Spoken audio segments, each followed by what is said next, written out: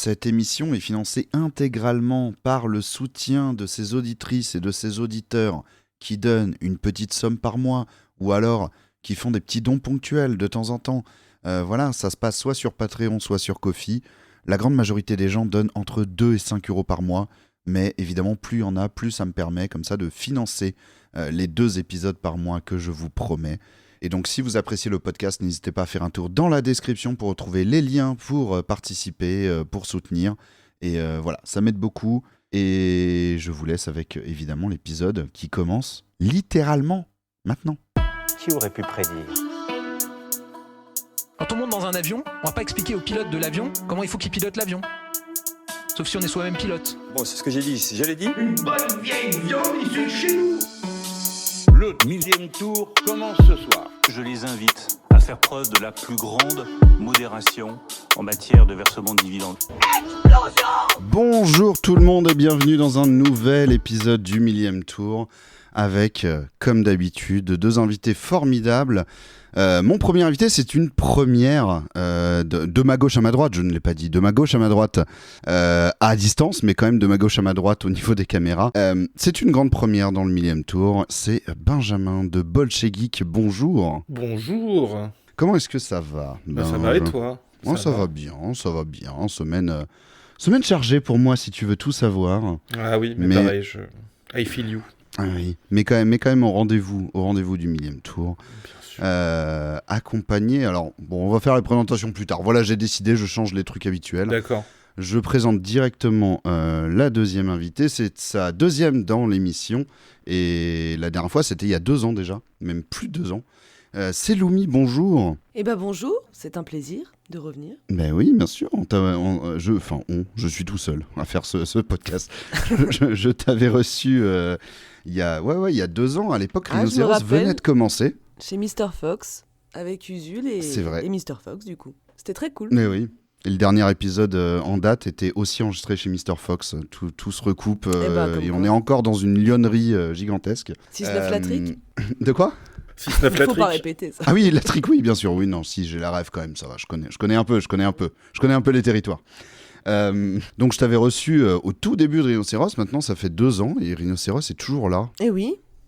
Incroyable ça, quand même. On nous a maintenus à l'antenne. Qu'est-ce que t'en tires de ces 2 ans? Waouh. Beaucoup de fatigue quand même. Ça va mieux depuis quand même par rapport à quand vous avez commencé pour analyser un petit peu la présence médiatique de l'extrême droite.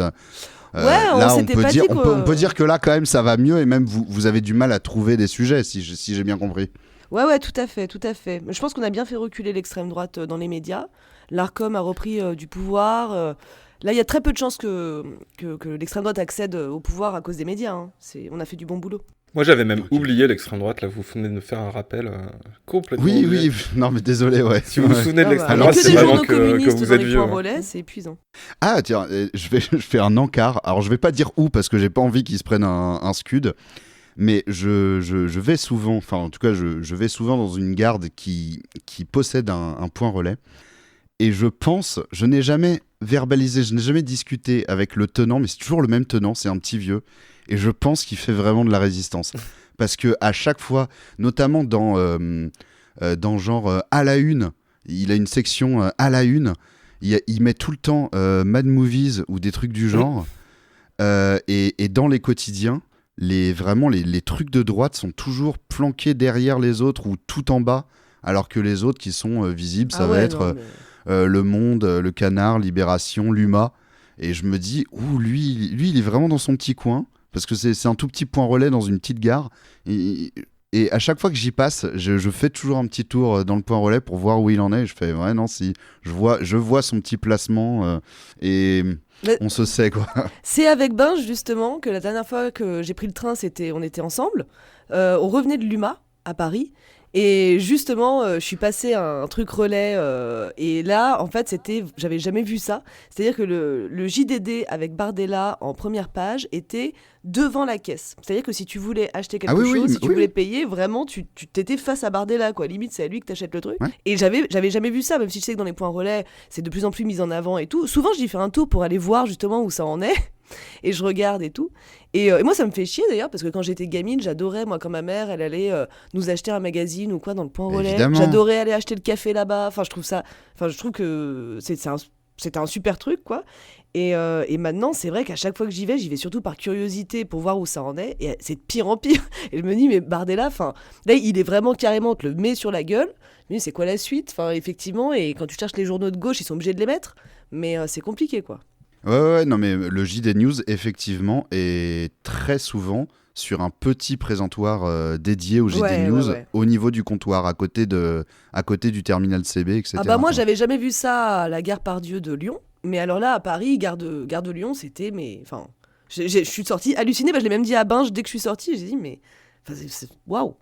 Donc Lumi, donc on a parlé de rhinocéros. Tu co-présentes aussi Saïra sur les chaînes médias, je vais dire, parce que je sais pas si c'est que sur YouTube, mais de l'humanité. Et oui, et avec Binge aussi, et Kat, avec l'équipe de Tout à fait, j'allais le mentionner. Ouais, tout à fait. C'est sur Twitch aussi, hein. C'est direct sur Twitch. C'est ça, c'est sur Twitch. J'étais pas sûr s'il y avait une chaîne Twitch. Ouais. Non, parce c'est que en même moi, temps. Je le vois sur YouTube. Ouais. Et c'est en même temps en live sur YouTube et Twitch, je crois. Et après, t'as les replays sur YouTube. Et donc, toi, Benjamin, tu fais une chronique, notamment avec Kat, qui est ton duo de Bolche Geek depuis bien longtemps, qui s'appelle. Alors, c'est le nom de la chronique, Agite Pop. Ouais. Bah alors, en fait, l'année dernière, on faisait une partie culture où on avait aussi un invité. Et on a fait plein d'entretiens comme ça, mais en fait l'émission durait 1000 ans, et c'était vraiment très très compliqué, et ça faisait beaucoup d'invités, beaucoup de segments très très longs, donc ça s'appelait déjà Agite Pop. J'avais juré qu'on ferait plus jamais les jeux de mots avec pop, j'en peux plus, j'en ai trop marre. Et en fait il y avait celui-là encore, et à l'UMA ils ont proposé, on a fait ok, d'accord, mais du coup là c'est devenu une chronique qu'on fait du coup, qu'on co-présente avec Kat, qui dure une quinzaine de minutes, mais on a gardé quand même le nom. Parce qu'en vrai, tout le monde s'en fout du nom du truc. Moi, j'ai vu la chronique qui parlait du film Sacré-Cœur, que je vous conseille. Tu conseilles le film ou la chronique? Oui, pardon. Non, je parlais de la chronique. Tu peux, hein. C'est vrai que la formulation de la phrase était portée à confusion. Non, je parlais vraiment de la chronique. Non, je la conseille parce que en réalité, moi, j'étais au courant du truc de Sacré-Cœur, j'étais au courant de Bolloré, de tout ça. Mais en fait, je connaissais pas, par exemple, comment s'appelle la société de production qui produit toutes ces merdes. Sage, avec un distributeur. Ouais. Sage, distributeur. Et bref, on apprend vraiment plein de choses sur cette espèce de business, ce business politique et militant autour de ces films identitaires, hein, très clairement, que ce soit patriotique ou religieux, et de tous leurs canaux de distribution, que ce soit en France et aux États-Unis. Et donc, je vous la conseille. Et j'ai pas encore regardé celle que tu as fait sur le festival d'Angoulême. Bon, il y a plein de trucs que j'ai pas mentionnés, Benjamin. Il y a Populaire sur l'humanité, ça continue aussi. Et évidemment, ta chaîne YouTube, quand même, le média principal, avec plein de vidéos toujours passionnantes sur la société. Et Lumi, tu as aussi une petite émission avec Maudit sur Blast qui a commencé cette saison. Oui, tout à fait. Ça s'appelle La Débauche. C'est une émission qui parle du travail, du monde du travail, au sens large, des travailleurs. On va essayer de faire quelque chose grand public. Et on va prendre des thématiques, mais voilà, où je pense que tout le monde qui peut se reconnaître, on va dire, vers les sujets qu'on va essayer d'aborder toute l'année, ou en tout cas peut-être apprendre certaines choses. Mais nous, c'est un sujet qui nous passionne depuis super longtemps. Et elle est très très bonne en sciences sociales, politiques et tout ça. Et moi, de mon côté, c'est quelque chose que j'avais un petit peu traité à l'époque où j'avais une chaîne YouTube où je parlais plutôt des documentaires sur le travail, de comment on filme les travailleurs, etc. Tout à fait. Que j'avais fait avec Cinéma et Politique. On avait fait beaucoup de choses là-dessus. Et bref, c'est un sujet qui nous plaît beaucoup toutes les deux. Et donc, on a proposé à Blast si on pouvait faire ça.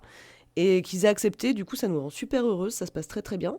Et pour l'instant, on n'a fait que 2 émissions qui sont... Ah, mais elles sont très cool. Qui sont sur Blast, merci. Elles sont très cool et c'est un sujet qui me passionne aussi. Et puis il y a 5-6 ans de ça, j'avais fait un podcast qui s'appelait... C'était trop bien. je pataugeais un petit peu à l'époque sur ce créneau du fait de recevoir des invités, etc. J'avais fait un épisode C'était trop bien. J'avais reçu 5 ou 6 personnes, donc il y a 5 ou 6 épisodes qui sont toujours disponibles en podcast, si vous tapez donc C'est sa bosse ou juste si vous tapez Julien Pagnac sur une plateforme, vous le retrouverez. Et on revenait en fait sur toute l'expérience dans le monde du travail, des petits boulots, des choses comme ça, pour raconter plein de choses. Et en fait, au travers des gens que j'avais reçus, il y avait eu plusieurs sujets qui ont pu être abordés. Il y avait le sujet des stages, pas mal avec Florence Angle-Droit. Et puis sinon, on avait aussi pas mal parlé du fait d'être reconnu travailleur handicapé. Ça, c'était avec Queen Apple. Et bref, de ce que j'en ai souvenir, je les ai pas réécoutés depuis du coup bien longtemps, parce que le dernier épisode était il y a presque 6 ans maintenant. Oh, la vache. Non, j'exagère peut-être. Non, ouais 4 ou 5 ans peut-être, mais en tout cas pas moins que ça, quoi. Et oui, ça passe vite. J'avais adoré l'initiative, je me souviens quand tu avais commencé ça, j'avais trouvé que c'était une très très bonne idée. Parce qu'en fait, tu sais, on s'est rendu compte, quand on s'est dit qu'on allait faire la débauche, on s'est dit, est-ce que ça n'a pas été déjà vu et revu le sujet du travail ? Est-ce qu'il n'y a pas déjà 15 000 trucs qui ont été dits et tout ça ? Et en fait, genre vraiment, on a regardé, il n'y a pas vraiment d'émissions il y a des missions sur Internet qui parlent du travail, genre concrètement que du travail, quoi. Et en fait, avec cette réflexion-là, effectivement, ouais. Non, mais et vraiment... c'est très bien de faire un truc de vulgarisation. Je t'ai vu avoir un échange, je sais plus si c'était sur Twitter ou Blue Sky, de gens qui, après qu'un épisode était sorti, alors j'imagine que c'est des gens qui ont bouffé 50 kilos de livres sur les sciences sociales et le travail, qui disent oui, bon, vous survolez un peu le sujet, c'est quand même pas ça, vous avez rien inventé, etc. Et tu disais, bah oui, mais c'est un truc vraiment de vulga, quoi. Et c'est important, parce qu'en fait, de la vulga là-dessus, c'est important. Non, mais faire du gatekeeping sur le travail, c'est quand même un certain niveau de gauchisme dégénéré, quoi. Je suis désolé, mais c'est quand même compliqué, quoi.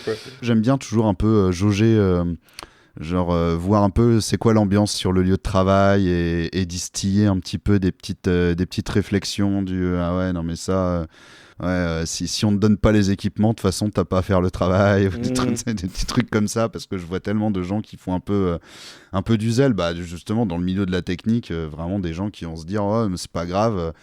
Ouais, non, mais en fait, l'escabeau, il est pété depuis 2 ans, mais on empile 2 chaises et s'il y a quelqu'un qui tient les 2 chaises en bas, ça tient. T'es là en mode, non, mais juste tu la changes. En fait, tant pis, tu l'installes plus, cet éclairage, tant qu'il n'y a pas l'escabeau. Et enfin bref, des trucs comme ça. C'est un sujet qui est vraiment passionnant et du coup, merci d'avoir fait ça. Ouais, mais en plus, c'était très très bien le podcast parce que nous-mêmes, on nous fait surtout venir pour parler de notre travail maintenant pour lesquels les gens nous connaissent en fait, et alors qu'on a aussi des expériences professionnelles et qui font que justement on vient pas forcément de la haute bourgeoisie, et moi j'ai travaillé depuis que je suis ado, et en fait on n'en parle jamais ailleurs, et du coup c'est con parce que c'est jamais représenté en fait, vu qu'on n'est plus qu'invité en tant que saltimbanque, influenceur ou je ne sais quoi. Y a personne qui parle de ça, quoi, parce que du coup les autres gens ils ont pas on leur tente pas de micro, et à part justement des trucs comme Aluma où il y a des gens qui sont invités pour parler de leur travail. Donc moi j'avais trouvé ça hyper cool de pouvoir parler de ça. Ouais, ça fait du bien à entendre. Et c'est vrai que nous on avait peur avec Maudit, par exemple, que les gens se disent, et ce qui aurait été une réflexion totalement justifiée que moi-même je me fais en tant que public, se disent ces deux journalistes, influenceuses, youtubeuses, enfin tous les mots que tu veux, qui viennent entre guillemets faire la leçon sur le travail. Et donc c'est pour ça qu'on s'était dit qu'en début d'émission, je sais pas si on va continuer à le faire ou pas, parce qu'on peut peut-être pas l'adapter à tous les épisodes, on allait essayer de parler d'une anecdote de ce que nous on a vécu au travail, et en fait de sous-entendre que nous aussi on a travaillé. Moi j'ai travaillé 10 ans avant de... Comme vous les Français. Ben ouais, non mais oui, mais parce qu'en fait j'aurais trouvé ça hyper gonflé effectivement, que je sais pas si c'était des petites youtubeuses qui viennent faire des grandes leçons sur le travail, et du coup de sous-entendre aux gens que quand même si on parle du sujet, c'est qu'on l'a connu aussi nous. Mais je suis d'accord avec ce que dit Ben, c'est que la plupart des personnes, et c'est normal, nous connaissent par notre travail sur Internet, et donc s'imaginent probablement pas que avant ça, on a passé 10 ans ou plus ou moins dans des vrais métiers. Ouais, complètement. Et c'était le but, hein, c'était d'inviter un peu, déjà par facilité, voilà, on va dire entre guillemets des copains d'internet qui sont habitués à parler et que je pouvais avoir facilement. Et c'est vrai que je m'étais posé la question et puis après, bon, il s'est passé tout plein de choses, mais de continuer le concept avec des gens plus anonymes entre guillemets. Et puis bon, finalement je l'ai pas fait, mais peut-être qu'un jour, je ferai le grand retour, une saison 2 avec. Moi je serais pour. En vrai, je te dis, ça manque. On a l'impression, parce que nous, c'est un sujet qui nous passionne, là, tous autour de la table, c'est un sujet qui nous passionne beaucoup, donc on a l'impression qu'il y a énormément de contenu là-dessus, parce qu'on est peut-être allé le chercher, mais vraiment, pour avoir, quand on a cherché avec Maudit en se disant, faut pas qu'on recopie quelque chose qui existe, il y avait rien qui n'existait. Encore une fois, consacré qu'à ça. Il y a plein de vidéos sur le travail, mais genre une émission entière sur le travail, c'est très rare, c'est très de niche, c'est très, en fait, alors qu'on s'était dit, ça a été vu et revu.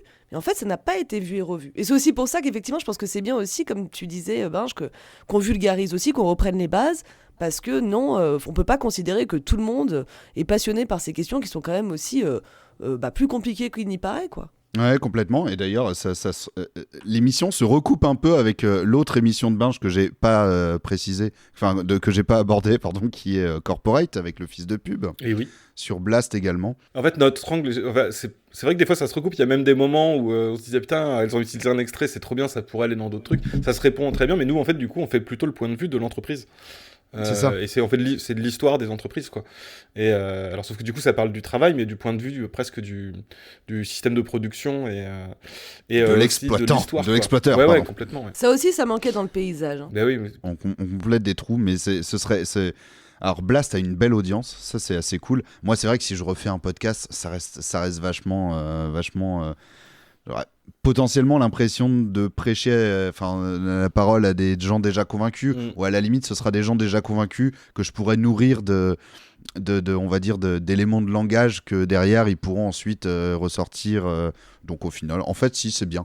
Je suis en train de m'auto-convaincre que même si j'ai une audience de convaincus à la base, ça peut du coup nourrir. Ouais, puis c'est du entre guillemets de témoignage, c'est de l'échange sur ce qui est très podcast. D'ailleurs, parler de son vécu, j'ai l'impression, j'écoute pas tant de podcasts que ça, mais j'ai l'impression que c'est un peu le truc. Les gens parlent de leur vécu. Non, t'es dedans, c'est bien, c'est souvent ça. Et c'est différent. Il y a beaucoup de podcasts qui sont basés sur juste je reçois quelqu'un et vas-y, on raconte nos vies. Hein. Oui. Et c'est pas la même chose que faire par exemple, tu vois, Corporate, on le fait avec Anthony Galuso, qui est un prof d'éco-gestion, qui est spécialiste de ces questions-là. Donc on fait un truc, c'est pareil, c'est comme la débauche, il y a quand même un truc de vulgarisation. Même si c'est nourri de moi, ma haine des entreprises, dans mon vécu dans les entreprises, et qui me donne envie de... La haine des entreprises, le mot est lâché, voilà le vrai visage de la gauche. Pendant un procès comme Sophie Binet. Non, mais plus sérieusement, le côté l'avoir vécu l'entreprise et vouloir comprendre en fait d'où vient ce truc-là, quoi. Et qui est pas en fait une forme d'organisation, ça nous paraît normal, en fait, ça fonctionne comme ça, alors que pas du tout. Justement, c'est historique et on peut faire complètement autrement et voilà, donc c'est assez différent d'un témoignage ou d'une discussion là-dessus, quoi. Ouais, alors, on va parler un petit peu d'actualité. Il y a pas des actualités incroyables, notamment souvent quand j'écoute un petit peu les titres à la radio. De quoi on parle ? Encore du budget, en tout cas dans le thème politique, quoi. Ah, on n'en peut plus. Parce que oui, alors voilà, moi c'est ce que je me suis noté dans mon petit fil d'actu là, pour ce podcast. Toujours dans le budget. Moi, je les laisse faire. J'y peps. Non, mais, voilà. On abandonne. C'est terrible. Hein. Ils ont tenté un peu il y a certains membres, d'ailleurs pas que j'allais dire de la majorité, mais même pas, parce qu'il y a François Hollande et tout qui ont commencé à distiller un peu par-ci par-là dans les médias quand même le cornu, il a juré de pas utiliser le 49.3, est-ce qu'il l'utiliserait pas quand même, histoire que ce soit réglé? Et le cornu, aujourd'hui même ou hier, je ne sais plus, a pris la parole dans l'hémicycle pour dire non, je maintiens, il n'y aura pas de 49.3, on ira jusqu'au bout du vote et on verra bien, etc. Bon, ok, de toute façon, je sais pas, de toute façon, ça va être un budget reconduit à l'identique parce qu'il va jamais être voté. Donc voilà, il y a eu une manif intersyndicale mardi qui a été quand même assez peu suivie, mais qui a ramené un petit peu de monde. Mais c'est vrai que là, en ce moment, on n'est pas dans un moment médiatique pour les mouvements sociaux. En tout cas, ce genre de mouvement social. On en a très peu parlé, de la manif de mardi. Après, est-ce qu'il n'y a pas un côté, tu vois, de qu'est-ce qu'on qu'est-ce qu'on va obtenir en fait, tu vois, parce que justement il y a le budget, c'est le Bah, c'est bordel, ça. on sait pas trop. Tu vois, c'est pareil, même à la rentrée, il y avait un peu le côté de on partait en manif pour dire non contre le budget Bayrou, mode Bayrou démission, et en fait il démissionne avant. Enfin il se Ouais, saborde avant. Donc je pense Oui, qu'il y a un après, truc qui est très démobilisateur on est dans une espèce de flou total où on peut pas juste dire retrait de tel truc, on veut telle revendication. On pourrait, hein, mais c'est difficile Ouais. de mobiliser là-dessus, quoi. Mais Après, la petite ouais, les crise gens pour le politique 17 avait permis de mobiliser un petit peu, excuse-moi. Le fait vraiment de se dire non, mais là, il se fout de notre gueule, il renomme les mêmes tous les 15 jours en disant bon, bah ça a pas marché, attendez, on va faire un remaniement, machin démissionne, on renomme le même et on renomme les mêmes ministres, etc. Donc ça avait marché. Là, en fait, même ça, les gens ils s'en sont lassés. Les gens ils connaissent même pas le gouvernement Lecornu. Même moi, si on fait un jeu, je suis pas sûr d'avoir la moyenne. Hein. Ah non, Il nous a eu à l'usure, ouais. Ouais. Ouais, donc pardon, Loupi, je t'avais coupé. Non, j'allais dire, je pense qu'on avait quand même mis pas mal d'espoir entre guillemets sur le 10 septembre, en se disant il y a Ouais. plein de gens qui parlaient, ce sera peut-être les nouveaux gilets jaunes et tout carrément, avec toutes les questions que ça chargeait derrière aussi, hein, de qui va rejoindre. Après c'est devenu, on va dire, des revendications plutôt de gauche et tout ça, mais au début effectivement c'était parti des Nicolas qui paient, etc. Enfin il y avait c'était un gros bordel, mais on s'était dit peut-être que ça va être un grand mouvement de gauche très fort. Et bon, ça a été une grosse journée de mobilisation, mais ça n'est resté qu'une grosse journée dont on a, voilà, malheureusement, qu'on a déjà un peu oublié. Et c'est vrai que c'est un peu douloureux, et du coup, ça m'étonne pas tellement que Ouais. mardi, il y ait eu en fait très peu de mobilisation et tout ça. Et bon, je perds pas espoir que je pense qu'on va être tellement en colère, on est tellement en colère que on va retrouver de l'énergie et il y aura à nouveau un grand mouvement de grande ampleur. Mais on sent bien que là, les gens, comme tu disais tout à l'heure, en fait, ils laissent. Bon, allez, faites votre budget, on n'en peut plus. Ouais. Ok, t'as remis ton gouvernement. En fait, les gens, je pense, sont un peu crevés, quoi. À un moment donné, ok, on nous écoute pas. Bon, mais ça n'empêche que les gens vont repartir dans la rue à un moment. Mais là, ça marche pas, quoi. Là, tout de suite, Ouais. mois de décembre. Il y a les Ouais, fêtes mais en ça plus. veut pas dire que c'est pas quand même de toute façon en train de bouillir et que clairement on sait qu'il y aura un truc. Ouais. Je pense aussi, mais je sais pas. Bah, ça va péter un jour ou l'autre je de sais toute façon, mais après, avec Eh quel ben, résultat, moi je l'ai on toujours sait dit, pas. moi. Oui. Il y a un autre truc dont je voulais parler, alors encore une fois brièvement, on en a longuement parlé dans l'épisode 36 du Millième Tour, c'était avec Sabine et Alice Rage. On parlait en fait du fait que le procès de l'ex-maire, je suis en train de spoiler le dénouement, Merde, le twist. de l'ex-maire de Saint-Étienne, Gaël Perdriau. Voilà, si vous voulez un résumé de l'affaire, mais c'est vraiment une histoire de compromat, donc de piège de son opposant interne, enfin de son rival dans son propre camp, qui l'a fait piéger dans un hôtel avec un escorte, une GoPro planquée et du chantage avec la vidéo. Eh bien, il a été condamné donc lundi à une peine de 4 ans de prison et 5 ans d'inéligibilité avec exécution immédiate. Donc il va aller en détention après avoir vu, j'imagine, un juge d'application des peines ou un truc du genre, mais il a dû immédiatement démissionner de son mandat de maire. Donc il n'est plus maire, le siège est vacant à Saint-Étienne en l'attente du prochain conseil municipal. Vous qui êtes dans la région et qui avez sans doute un petit peu suivi cette affaire, comment est-ce que vous voulez être prise de cette affaire? Parce que moi, ça m'a tellement déglingué quand même, le jour où il y a eu la révélation de Mediapart. C'est dingue qu'il soit resté en poste aussi. Hein. Ouais. Ça, Mais c'est fou. Hein. parce que ça a duré longtemps. Moi, je Ouais. me rappelle, Mediapart l'avait aussi mis quand Mediapart font des bandes dessinées parfois pour résumer leurs enquêtes et tout ça. Et je me souviens, je sais plus, enfin, il y avait quelqu'un qui avait. Ça s'était diffusé aussi cette histoire par cette bande dessinée là aussi. Et je pense qu'on sera tous d'accord pour dire quand on a découvert ça, c'était un peu atterré, quoi. C'est vraiment parmi les pires méthodes possibles. Et effectivement, je pense que oui, ce qui est aussi hyper particulier, c'est qu'il soit resté en poste tout ce temps. Et après, Binge, tu diras toi de ton côté ce que tu en penses, mais moi je suis pas une grande connaisseuse, on va dire, de ce qui se passe à Saint-Étienne. Mais pour le coup, avec Usul notamment, on est allé avec un comité Antifa de Saint-Etienne, passer un week-end là-bas, on avait pu parler un petit peu de tout ce qui se passait. Et effectivement, c'est pour eux, par contre, c'était un vrai sujet. Comment faire justement pour qu'il y ait des conséquences un petit peu, parce que c'est gravissime en fait. Cette histoire, elle est parce que gravissime. l'affaire a été révélée en 2022, si je dis pas de bêtises.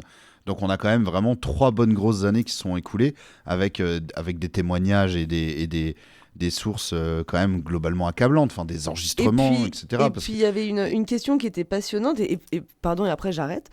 La question qui était passionnante, c'était aussi Mediapart, en fait, à un moment donné, s'est dit, si on révèle...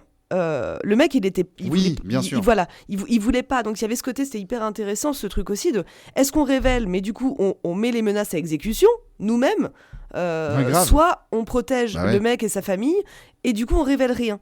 Et ça c'est hyper intéressant comme question. Et finalement le mec a fini par dire ok, allez-y, balancez le truc. Et bref, enfin voilà. Ouais, même sur la pratique, d'ailleurs je crois que je l'avais dit quand on en avait parlé dans l'épisode précédent, mais c'est une affaire qui est passionnante dans la pratique du journalisme d'investigation. En fait, quand on écoute un peu les interviews d'Antoine Rouget, qui est le journaliste de Mediapart qui s'est chargé de cette affaire, qui raconte un peu les à-côté de l'enquête, c'est ultra passionnant pour ça. Enfin, j'ai même envie de dire, alors bon, on est encore dans le truc et l'affaire est atroce, mais en vrai, un film autour de l'enquête, juste même pas autour de l'affaire, mais autour de l'enquête, pourrait vachement être passionnant. Ouais, carrément. Moi j'avoue que en fait, la proximité géographique n'a pas changé grand-chose. Je pense que je l'ai pris un peu comme tout le monde, parce que c'est assez fascinant. Et comme tu dis, c'est spectaculaire. C'est quasiment des trucs cinématographiques. En fait, c'est des méthodes de mafieux et de barbouzes, en fait. C'est ça qui est... c'est pas juste le mec, il a détourné des subventions des espaces verts ou je sais pas quoi. C'est vraiment très, très sale quoi, de faire ça. Et effectivement, il y a une impunité. Et puis surtout, c'est du point de vue encore une fois, c'est du journalisme d'investigation qui fait tomber des gens qui ont une impunité totale. Là, sur un truc en plus entre guillemets local, mais en fait ça veut rien dire parce que tout est local d'une certaine façon, mais en tout cas pas à Paris. Et en fait, tu te dis local dans ce sens-là. Mais en fait, il faudrait des trucs d'investigation comme ça partout, et c'est hyper compliqué parce que tu vois, nous à Lyon, il y a rue 89 Lyon, tu vois par exemple là, ils se sont pris une procédure par Jean-Michel Aulas parce qu'ils avaient fait un article sur ces holdings, je crois, je sais plus exactement, vous en avez parlé la dernière fois dans la dernière émission. On en a parlé dans l'épisode précédent. Tu vois, c'est tout petit en fait par rapport c'est cliché, mais c'est vraiment David contre Goliath. Et en fait, ils se font traiter de fouille merde. Moi, j'aimerais bien qu'il y ait plus de fouille merde partout, quoi, parce que c'est en fait sans ça il se passe rien. Sans ça il se passe rien. Et j'ai une anecdote là-dessus, puisque une fois j'ai mangé avec Fabrice Arfi et avant une projection, et par rapport à ce que tu dis sur les et je pense pas qu'il m'en voudra de raconter ça parce que c'est pas du tout c'était avant une projection publique du film de Mediapart qui passait dans les cinémas, parce que bien sûr il passait dans les cinémas pas tant parce que c'est un film de cinéma, parce qu'en fait c'est vrai que ça ressemble c'est plutôt à un espèce de reportage que tu aurais pu voir à Turcache Investigation, c'est un doc, voilà, comme ça, et c'était pas celui sur Sarkozy, c'était celui d'avant, mais en fait ils les font tourner dans les cinémas aussi parce qu'en fait ils remplissent les salles, et en fait ça touche plein de gens, et il y a un truc un petit peu comme ça, et on avait parlé d'un truc, c'est que aux États-Unis il y a toute une mythologie en fait, du journalisme, et ils sont très très forts pour se créer des mythologies. Le truc c'est le 4e pouvoir et tout, et du coup même nous en France on a toute la mythologie des grands reporters américains, tu vois, voilà, les hommes du président, le Watergate, machin, Spotlight récemment, tu vois, des trucs comme ça, et il n'y a pas trop ça en France, il n'y a pas trop ça en termes, cette mythologie elle est pas trop créée, et on en avait parlé, effectivement, tu vois, eux ils trouvent qu'il y a un manque en fait aussi de représentation de ce journalisme-là, et aussi pas nécessairement de glorification, mais de mettre dans la culture des gens que c'est important, en fait, c'est un élément clé de la démocratie, et c'est pas juste voilà, des papiers, abonnez-vous, 11 €, c'est plus maintenant, mais voilà, il y a un truc qui nous manque comme ça, et effectivement il faudrait faire plus de films et de séries sur ces affaires-là, qui sont en plus des affaires qui... tu vois, il n'y a même pas besoin de les inventer, parce que le coup du compromat de synthé, genre ton film il s'écrit tout seul, quoi, ou ta série même, enfin, parce que le truc dure sur tellement longtemps, c'est assez rare, quoi, que ce soit un peu mis en avant comme quelque chose de cool et d'important dans la culture française, quoi. Oui, c'est vrai, on devrait... mais c'est vrai que ça pourrait être une fierté, et à côté de ça, à chaque fois qu'il y a des révélations comme ça, t'as toujours des débats dans les médias de Est-ce que Mediapart, ce serait pas des immenses fouilles-merdes insupportables et blablabla et Élise Lucet et tout ça et du coup, ils sont même... alors, je sais pas si ils sont vraiment mal vus ou si c'est un miroir déformant des médias, mais t'as l'impression qu'ils sont mal vus de la population, que en fait toute la population est du côté des politiques qu'on fait chier pour des petites affaires pas très graves, mais Edoui Plenel, Mediapart, Élise Lucet et compagnie, eux c'est vraiment des fouilles-merdes qui font chier tout le monde, etc. Ouais, et en même temps, il y a pas cette gloire. C'est eux qui... Après, je pense que, tu vois, si on se fie forcément à ce qu'on voit dans les médias, bon, ben... Enfin, dans les autres médias, justement, les médias de masse, oui, effectivement, c'est pas là où ils vont les glorifier, mais il y a quand même un truc de, mine de rien, ils sont retenus comme étant des gens qui font bouger les choses. C'est-à-dire que c'est des enquêtes qui qui changent le paysage politique français, qui changent la façon qu'ont les gens de percevoir tel ou tel secteur, telle ou telle mandature. Enfin, voilà, ils ont un impact qui est énorme, en réalité. On avait essayé de dire un peu ça dans un rhinocéros, justement, où on avait parlé voilà, Sarko en prison, quoi. Tout le monde se réjouissait de Sarko en prison, c'est déjà fini cette histoire. Mais on disait ce truc-là, exactement ce que vous venez de dire un petit peu, c'est-à-dire, en fait, voilà, on devrait normalement glorifier, comme les hommes du président et tout ça, enfin, en tout cas, faire glorifier, pas glorifier, c'est pas un bon mot, mais en faire des films et admirer en fait ce travail et admirer en fait tout ce que ça représente, tout ce que ça implique. Et effectivement, à côté de ça, Fabrice Arfi, il n'y a pas un plateau de télévision ou une radio où il est reçu correctement. Alors oui, peut-être dans les médias indés, les médias peut-être un petit peu plus honnêtes ou petits, mais en tout cas sur les grands médias de masse, il est toujours remis en question. Sur les grands médias, on essaye de le coincer, Totalement. Alors voilà, c'est vous essayez de mentir, vous faites ça par intérêt, vous faites ça... Et comme s'il avait des trucs à gagner en faisant tout ça, le mec. Enfin bon. Et évidemment, la façon dont c'est traité, forcément, ça pollue son message. Lui, on ne le laisse jamais expliquer une affaire correctement. On lui coupe la parole, on remet... Enfin, c'est pas correct parce que justement de l'information, on va dire fiable, de l'information, la bonne information, normalement tu laisses au moins le journaliste dérouler l'histoire, tu le laisses raconter l'histoire. Après tu poses tes questions, après si tu veux tu peux l'emmerder, le faire chier pour des trucs, si vraiment t'y tiens. Mais quand même, il faut le laisser raconter un petit peu. C'est pour ça qu'ils ont fait effectivement le film Personne n'y comprend rien, parce qu'à un moment donné, les journalistes n'arrêtaient pas de dire c'est trop compliqué, on va pas raconter ça à la télé.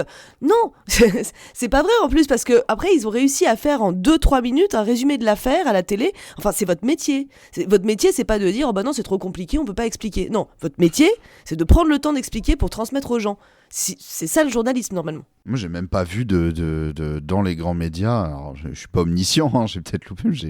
Dans ce que j'ai pu voir, j'ai pas vu vraiment de résumé concis de l'affaire en tant que telle, pas juste serait accusé de ceci, cela, mais le truc, de l'attentat du DC-10, etc. Tout ça est quand même très largement sauté dans leur façon de traiter l'info, quoi. Moi, je sais pas comment il fait pour pas devenir le Joker en direct. Il faut même se mettre à la place du gars. Il est face à des chiens de garde. Tu vois, qui sont globalement des speakerins ou des speakerines. Je sais quoi le masculin de speakerine. Tu vois, en fait, qui sont là pour défendre leur truc en disant mais alors, Mediapart, vous êtes une officine, Sarkozy, il a dit ça, c'est grave. Et le mec, lui, ça fait 10 ans qu'il est en train d'enquêter sur des trucs sur un ancien président, où il y a des trucs mafieux, où il y a des terroristes. Tu vois, genre, enfin, c'est... Il y a genre plein de documents, il y a des machins de fous, des enregistrements, des traces de virements, enfin, il y a vraiment... Ouais, dossier, carrément. Je sais plus, il fait 700 pages ou un truc comme ça. Mais je sais pas comment il fait pour pas, tu vois, les mépriser en se disant mais t'es qui en fait pour me parler comme ça, quoi. Enfin, genre, lui il fait du journalisme, tu vois, et il se retrouve face à des gens qui l'engueulent, alors que jamais de la vie ils auront fait. Alors c'est pas le même boulot, mais enfin quand même, quoi. Je pense qu'il est super. Je suis sûr que Fabrice Arfi, il a une collection de tisane chez lui. Je sais pas, il a cette vibe. Il a cette vibe à avoir vraiment à te sortir un coffret d'infusion. Si tu vas boire un coup chez lui, à mon avis, il arrive à se maintenir à un niveau de détente qui lui permet de pas péter un boulon. Ouais, puis il y a un côté sacerdoce, je pense aussi, de justement ce côté d'être ouais, non, il peut se regarder dans le miroir en se disant non, mais moi je fais vraiment de l'investigation. Et on dit lui comme exemple, mais en fait il y a plein de gens qui font ça, y compris des gens qui sont encore moins médiatisés. Parce qu'on parlait de Sarkozy, qui crient dans le désert et qui galèrent et qui sont mal payés et qui prennent des risques inconsidérés pour un salaire qui le vaut absolument pas. Vraiment pour une pige misérable qui sera payée 8 mois plus tard. Ouais. Non, ça c'est... Oui. Force à tous les journalistes, que ce soit d'investigation ou pas, qui font bien leur travail. J'ai quelques petites devinettes pour vous. Let's Bon, go. là, d'actualité. L'État vient d'être condamné à 1 euro symbolique. Pour quel motif ? Oula. Putain, 1 euro symbolique avec nos impôts, c'est dégueulasse. Oui, mais alors, j'allais dire, je sais pas où ça va cet argent.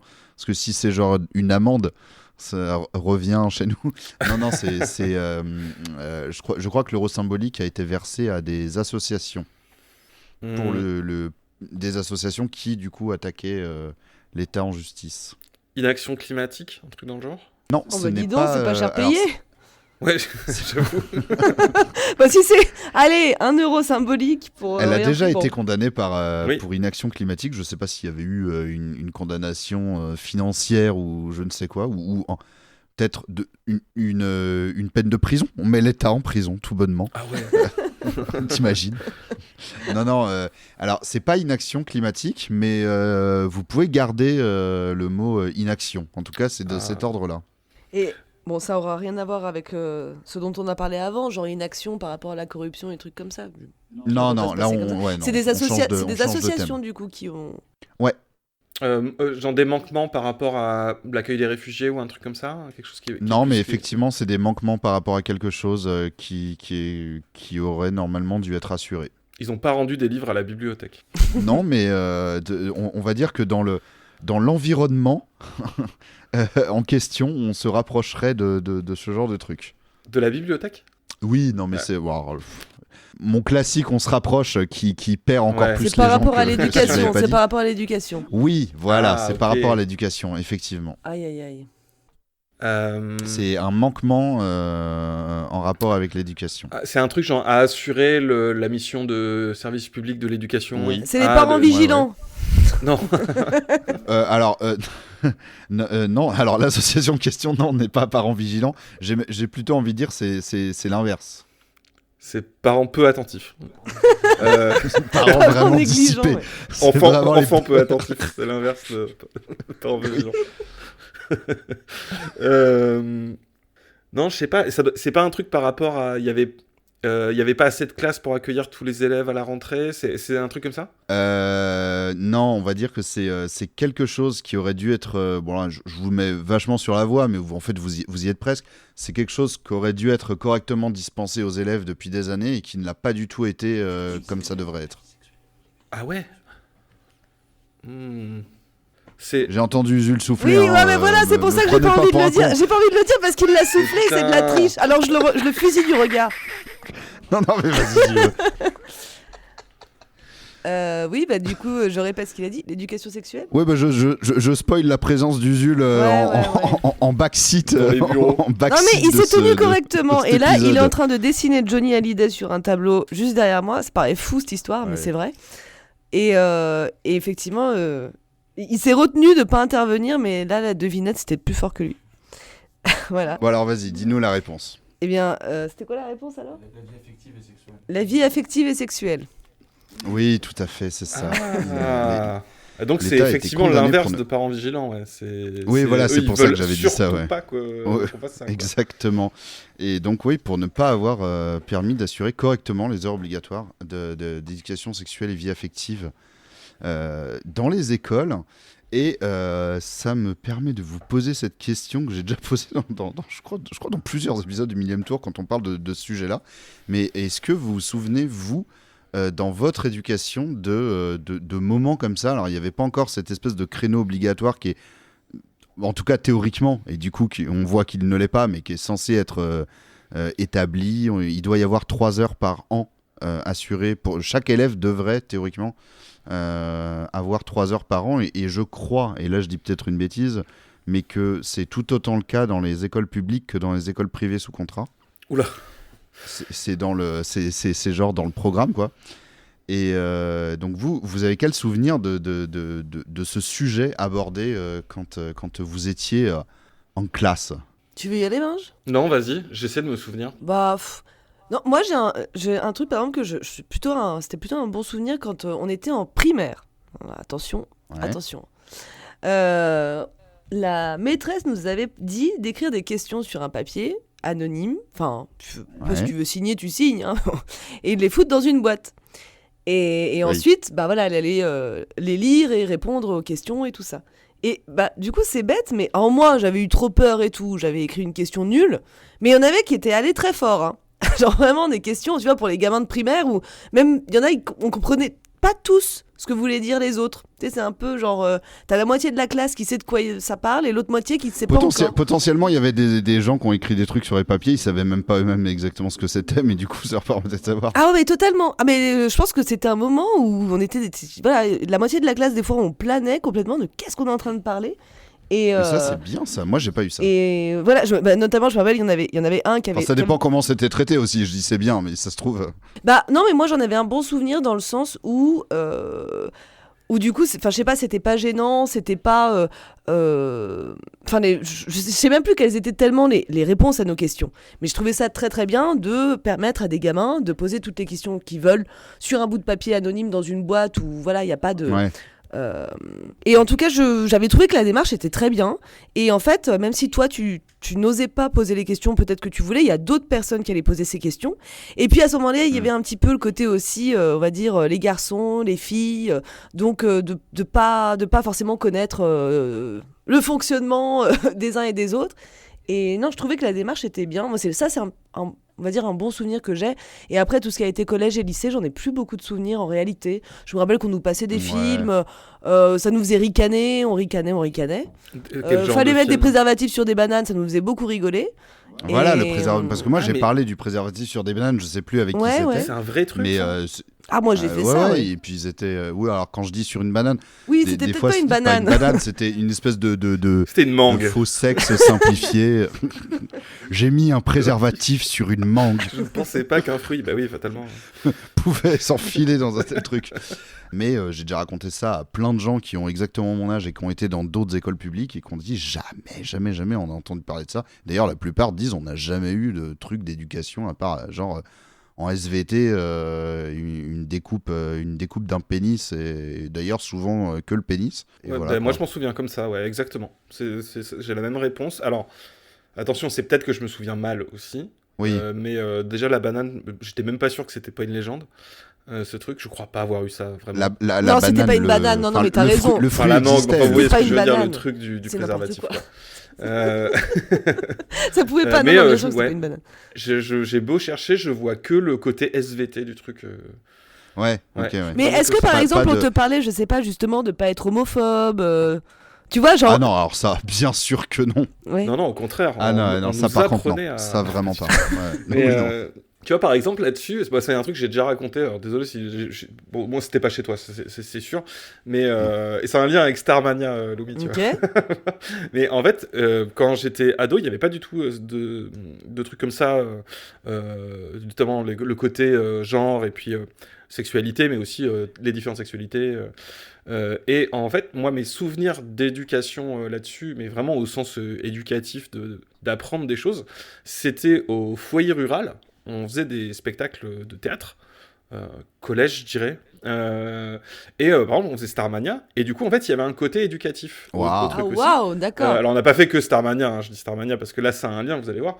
Vous aviez un mais cours de Starmania. on avait un pendant cours de... 8 Non, ans. parce qu'à la fin de l'année, on faisait Starmania.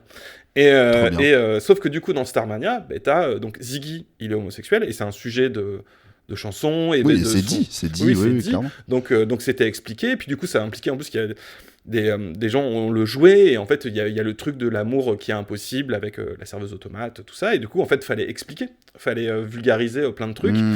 Il y a le personnage de Sadia aussi qui dit je suis travesti. Même si en fait du coup c'est pas très très clair si c'est de la transidentité, du travestissement, etc. Il y a tout un débat autour de ça, mais en fait il fallait en parler aussi. Plein de choses comme ça. Et il y a aussi des trucs, genre 0 janvier à un moment donné, il fait tout un truc sur ses fantasmes, sur Stella Spotlight, tout ça. Et en fait on devait nous expliquer ça. parce que c'était ce qu'on allait jouer, en fait, c'était les chansons qu'on écoutait, et c'était hyper bien en termes d'éducation, parce que du coup on apprenait plein de trucs qu'on n'apprenait pas du tout à l'école qui allaient nous concerner.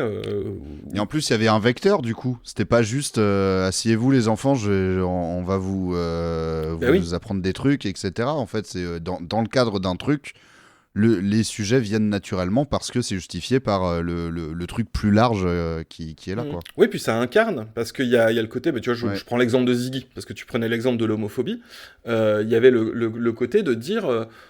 alors en fait c'est quoi cette histoire, qu'est-ce qu'elle veut dire par là, mais même je me souviens ils allaient jusqu'à nous expliquer pourquoi il s'appelle Ziggy, c'était par rapport à David Bowie qui avait la réputation d'une image d'androgyne et tout, il y avait un truc de fluidité de genre, tout ça, je pense pas que c'était expliqué en ces termes, mais en fait il nous expliquait tout ça, et en fait ça incarnait, parce qu'il y avait le côté de dire mais en fait Ziggy, elle est amoureuse de lui, mais en fait ça c'est impossible parce que lui il aime les garçons, et du coup ok c'est un gars qui aime les garçons, mais du coup c'est triste pour elle, mais en même temps, en fait, ils sont heureux parce qu'ils sont amis, et lui, il est heureux comme ça, et il assume, et tout. Et en fait, il y a tout un truc c'est pas, comment dire, froid. Et tu vois, c'est ce que tu dis, il y a un truc très affectif, en fait. C'est justifié dans le lore. C'est justifié dans le lore. C'est ça que tu veux, en fait. C'est un prétexte. Ouais. Non, mais c'est qu'en fait, t'as une réalité, en fait, derrière. Tu vois, même si c'est évidemment de la fiction et que c'est romancé, mais il y a un truc tu vois pas juste des réalités froides comme ça, ok, ça existe, c'est comme ça, je me pose des questions dessus. Il y a un côté de mais ça implique ça dans la vie des gens, et t'as des personnages, t'as de la représentation en fait derrière, et je sais que moi ça m'avait beaucoup marqué qu'il y a des gens qui nous aient fait ce travail-là de cette façon-là, et j'en suis très reconnaissant, quoi, parce que si tu l'as pas, en fait, t'es hyper perdu, juste. Typiquement dans la société. Là où... pardon, je fais un tunnel, mais là, on fait... la prochaine vidéo de Luma, on fait sur le dessin animé Miraculous, Ladybug. Encore une exclue millième tour. Faut que je prépare le jingle. C'est la première fois que vous l'avez entendu. Et en fait, il y a beaucoup de polémiques là-dedans. C'est un dessin animé pour enfants qui est extrêmement regardé. C'est probablement le plus regardé en France. Et du coup, c'est regardé aussi énormément à l'international. Ils ont beaucoup de polémiques parce que, en fait, il y a des mamans lesbiennes qui ont des enfants. En fait, il y a plein de configurations différentes comme ça, et plein de réalités différentes. Et c'est intéressant parce qu'en réalité, c'est pensé comme alors les chaînes réac vont trouver que c'est militant. Et c'est toute la question, est-ce que c'est militant ou est-ce que c'est de l'éducation ? De dire aux gens, en fait, ça existe. Tu vois, il y a ce truc-là, et je pense que c'est intéressant comme question, justement, parce qu'en plus, c'est sensible. Tu vois, tu parlais de voisins vigilants, il y a le côté, mais pas à nos enfants, on va pas leur dire des trucs voisins comme ça, vigilants. Ils sont trop jeunes. Voisins vigilants. Non, parents vigilants. Oui, non, ça c'est autre chose. Tout le monde est vigilant. Tu confonds deux trucs de facho. Et parents négligents et les voisins... Parents négligents, enfants dissipés. Bon, en tout cas, très intéressant tout ça. On a parlé de plein de trucs autour de ce sujet. J'ai encore d'autres questions qu'on va moins tunneliser derrière. Est-ce que vous savez qui est Harold Huart ? Non. Alors, qui est cette personne ? C'est quelqu'un qui est le seul à avoir fait quelque chose. Le seul à avoir fait quelque chose. Ouais, je vous laisse cogiter. C'est le seul. On est encore dans les inactions. Sur une banane. On est encore dans les inactions. Non, pas dans les inactions, non. Bah si c'est le seul à avoir fait quelque chose. Ah oui, mais bon, essayez de deviner d'abord quel est son rôle dans cette société. Attends, tu peux redire son nom ? Harold Huart. C'est un Français. Hein. Ah ouais, ok, d'accord. Bah, Attends, et tu parles d'une société, donc comme une entreprise, ou dans la société, genre le Joker ? Non, dans notre vie, dans son rôle. Pourquoi est-ce qu'il est connu ? Pourquoi est-ce que je le fous là ? Alors, sachant qu'on ne connaît pas son nom, ça va être... Oui, mais c'est d'aller sur la voie. Est-ce que c'est un politicien déjà ? Est-ce que c'est un élu ? Oui. Oui, c'est un élu. Oui, c'est un élu. C'est le seul élu qui a... C'est un maire, peut-être ? Non. Attends, qu'est-ce qu'aucun autre élu aurait fait ? C'est le seul qui est pas pourri. Récemment. C'est le seul que quoi ? Exact. C'est le seul qui est pas pourri, parce qu'ils sont tous pourris. Et oui, figurez-vous, une enquête a montré que c'était le seul. C'est vrai ? Jamais non, touché. pas du tout, non, c'est pas ça. Ah non, j'ai cru que t'allais dire genre il a eu un bilan parfait et tout, parce que t'as dit c'est le seul qui a fait quelque chose. Alors, ouais. Bon. Mais c'est une actu récente. Oh bah si ça aurait été une actu de 1920, ça aurait été compliqué. Oui, non, d'accord, mais Mais vous en avez entendu parler, en fait, juste vous faites pas association parce que vous avez pas du tout ni vu ou retenu son nom. C'est celui qui a Mais mis vous un sa- œuf sur la tête de Bardella. Non, C'est pas un il maire. est. Alors je vous le dis, il est député. Ah, il est député. Oui, j'étais resté sur c'est un maire alors que tu m'as dit non. Il est député. C'est le seul qui a été à toutes les séances de l'Assemblée nationale. Non. Non. C'est le. Ouais. Putain, c'est dur. Ah si, c'est le seul qui a voté pour le budget. Tout à fait, Ah. très bonne C'est vrai réponse de C'est vrai dingue. Oui, c'est lui. C'est un député Lyotte et c'est le seul qui a voté le Ah bah, volet c'est toujours recette du budget. Donc, je sais plus, il y avait à peu près 400 votants hein, quand même. Sur les 577, il y en a 400 qui se sont exprimés. Et il y a eu que des votes contre, sauf le sien. Moi, quand j'ai vu qu'il y avait eu un seul vote pour, je me suis dit, bon, à tous les coups, c'est quelqu'un qui a mal appuyé comme d'hab. Et en fait, non. Il a été interviewé, il assume, il dit, bah écoute, moi, en fait, je dis, on avance. On avance, et donc moi, Mais attends, voilà, ça, j'ai arrive, pris... ça arrive vraiment souvent, les gens qui se justifient en disant j'ai mal appuyé? Ah oui, plein de fois. Ouais, ça arrive souvent. Parce que moi j'ai déjà entendu, mais pas souvent, quoi. Enfin, c'est quand même. Si, en réalité, en fait, il y a 577 députés, et très régulièrement, sur des votes avec les boutons... quand ça va vite, etc. Il y a en trop de qui se boutons. trompent parce que non, parce que des fois ils oublient s'il y a une double négation dans le truc, ils savent plus si c'est si l'intitulé en fait c'est pour mettre en place ça ou si c'est contre ça. Donc tu peux à la limite, je peux comprendre que dans le fracas de 1 milliard de votes par jour, tu puisses te tromper. On avait eu des votes, je me souviens, on avait eu des personnes notamment qui s'étaient trompées. Alors il y a 12 ans de ça, lors du vote sur le mariage pour tous, on avait eu notamment Henri Guénaud qui avait voté oui au mariage pour tous alors qu'il avait fait absolument toutes les manifs pour tous contre le mariage. Il avait tout de suite pris Bah, la parole non, mais pour dire attends, je me suis trompé, j'ai demandé à faire changer le vote, etc. Faut être un peu con quand même. Oh, ça Bon, ça écoute, t'arrive c'est ton avis, d'appuyer c'est sur ton le mauvais avis. bouton. Non, mais si tu comprends pas la question, tu réponds pas. Enfin, je sais pas. Non mais c'est vite fait. Il y a 2 boutons face à toi, il y a oui, non ou abst. Il y a peut-être, je crois, abst. Et genre abstention. Et puis voilà, ça va vite et tu te trompes. Mais en tout cas, lui ne s'est pas trompé. C'est là où je voulais en venir, c'est que non, lui, il a assumé. Il dit, bah, écoutez, oui, je suis le seul à avoir voté pour, mais oui, en fait, Ouais. moi, je voulais juste que ça avance, quoi. Le budget il est tout piné, mais moi je le prends comme il est. Ça me va. Ouais, Ça me va, un exactement, budget. les trucs contradictoires dedans, mais voilà, tout va bien. Qui a critiqué, attention, je cite, la surpolitisation de la sécurité sociale? Ça va vous régaler. Bon, ça, La c'est pas genre du surpolitisation. CNAFO ou du Zemmour, là, qui sont en campagne eh contre bien. la politisation des gens. Ah oui, ils ont dit ça? Mais eux ils sont carrément Oui, contre aux la sécu, universités je pense. d'été, Zemmour, il avait dit il faut dépolitiser les Français.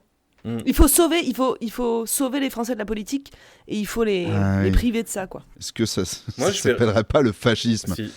Euh, Euh, Ouais, qui trouve que la sécurité sociale... Arrêtez de politiser ma sécurité Moi, sociale. je verrais plus un centriste, ou un macroniste, quoi. Non? Ouais. Ouais. Qui, je sais pas. C'est qui le ministre ou la ministre qui est en charge de ça? Voilà, et comme j'ai dit tout à l'heure, si on commence à m'interroger sur le gouvernement, je suis dans la merde. Mais c'est mon challenge, je crois, non? Ah, peut-être. Ministre Alors là, des j'en comptes sais publics rien. actuel. Et Mais il me en semble fait, que c'est... je pense qu'on a lâché. Avant c'était hyper important de regarder. Enfin, Ouais, moi, je me ouais, rappelle, non. quand il y a eu le dernier gouvernement, j'étais avec Maudit d'ailleurs. Et on a découvert ensemble, on était estomaqués par tous les trucs. Et puis après, c'est vrai qu'on s'est désintéressé complètement des ministres. Ouais. Non, mais ça tourne trop vite, quoi. C'est comme les animaux à la ferme, faut pas leur donner de nom, quoi. Sinon, tu t'attaches, tout. Là, ça tourne Déjà, trop ça vite. change tout le temps de nom, les ministres, les ministères, je veux dire. Tu sais, ils mettent des noms marketing maintenant pour... Donc attends, ministre de l'économie, des finances, de la souveraineté industrielle. Ça, c'est... c'est Roland Lescure. Ok, bon, ça, économie, finance, mais budget, c'est qui? Ah, action et compte public. Voilà, ministre de l'action. Déjà, ça me termine. Ministre de l'action. Ouais. L'action publique, c'est ça qu'ils veulent dire, peut-être. Ça veut rien Ah, dire de quand même, l'action et des comptes publics. Ouais. Ah, de l'action publique. Ouais, ok. Ok, c'est pas ministre de l'action et des comptes publics. Mais c'est Amélie de Montchalin. Ah, c'est Amélie de Tout à Montchalin, fait. d'accord. Et c'est elle qui a dit Ouais. ça? C'est la réponse? Non, c'est pas la Ah. réponse. Tout ça pour dire ça. Tout ça pour dire non, c'est pas la réponse. Non, mais oui, Agnès c'est elle, Pannier-Runacher. Non. Amélie de Montchalin te fait penser à Agnès Pannier-Runacher? Ben moi aussi. Je sais pas Ah pourquoi. oui, moi aussi, je confonds souvent. Bah, je sais pas, c'est le truc. On est d'accord, la magie de la chaîne de production, c'était Pannier-Runacher? Bien sûr. Ouais. Ah ouais. C'était un Oui, grand oui, moment, oui, ça c'est ça. aussi.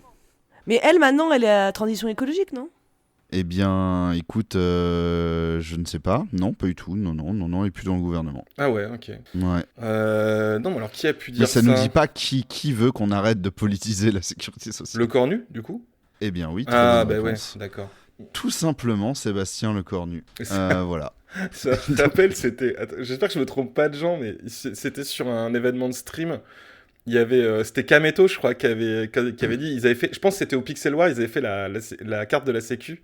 Ah oui, Et, d'accord. j'espère que je dis pas de bêtises, je crois que c'était Kameto qui avait dit ah non, mais la sécu quand même, c'est politique. Et t'avais les autres qui étaient là, genre non, mais arrête, force pas et tout. Et moi j'étais là, si, il a un peu raison, Kameto, je suis d'accord avec Kameto. Oui, mais non, Je crois mais que pas c'est dans lui. le sens, voilà.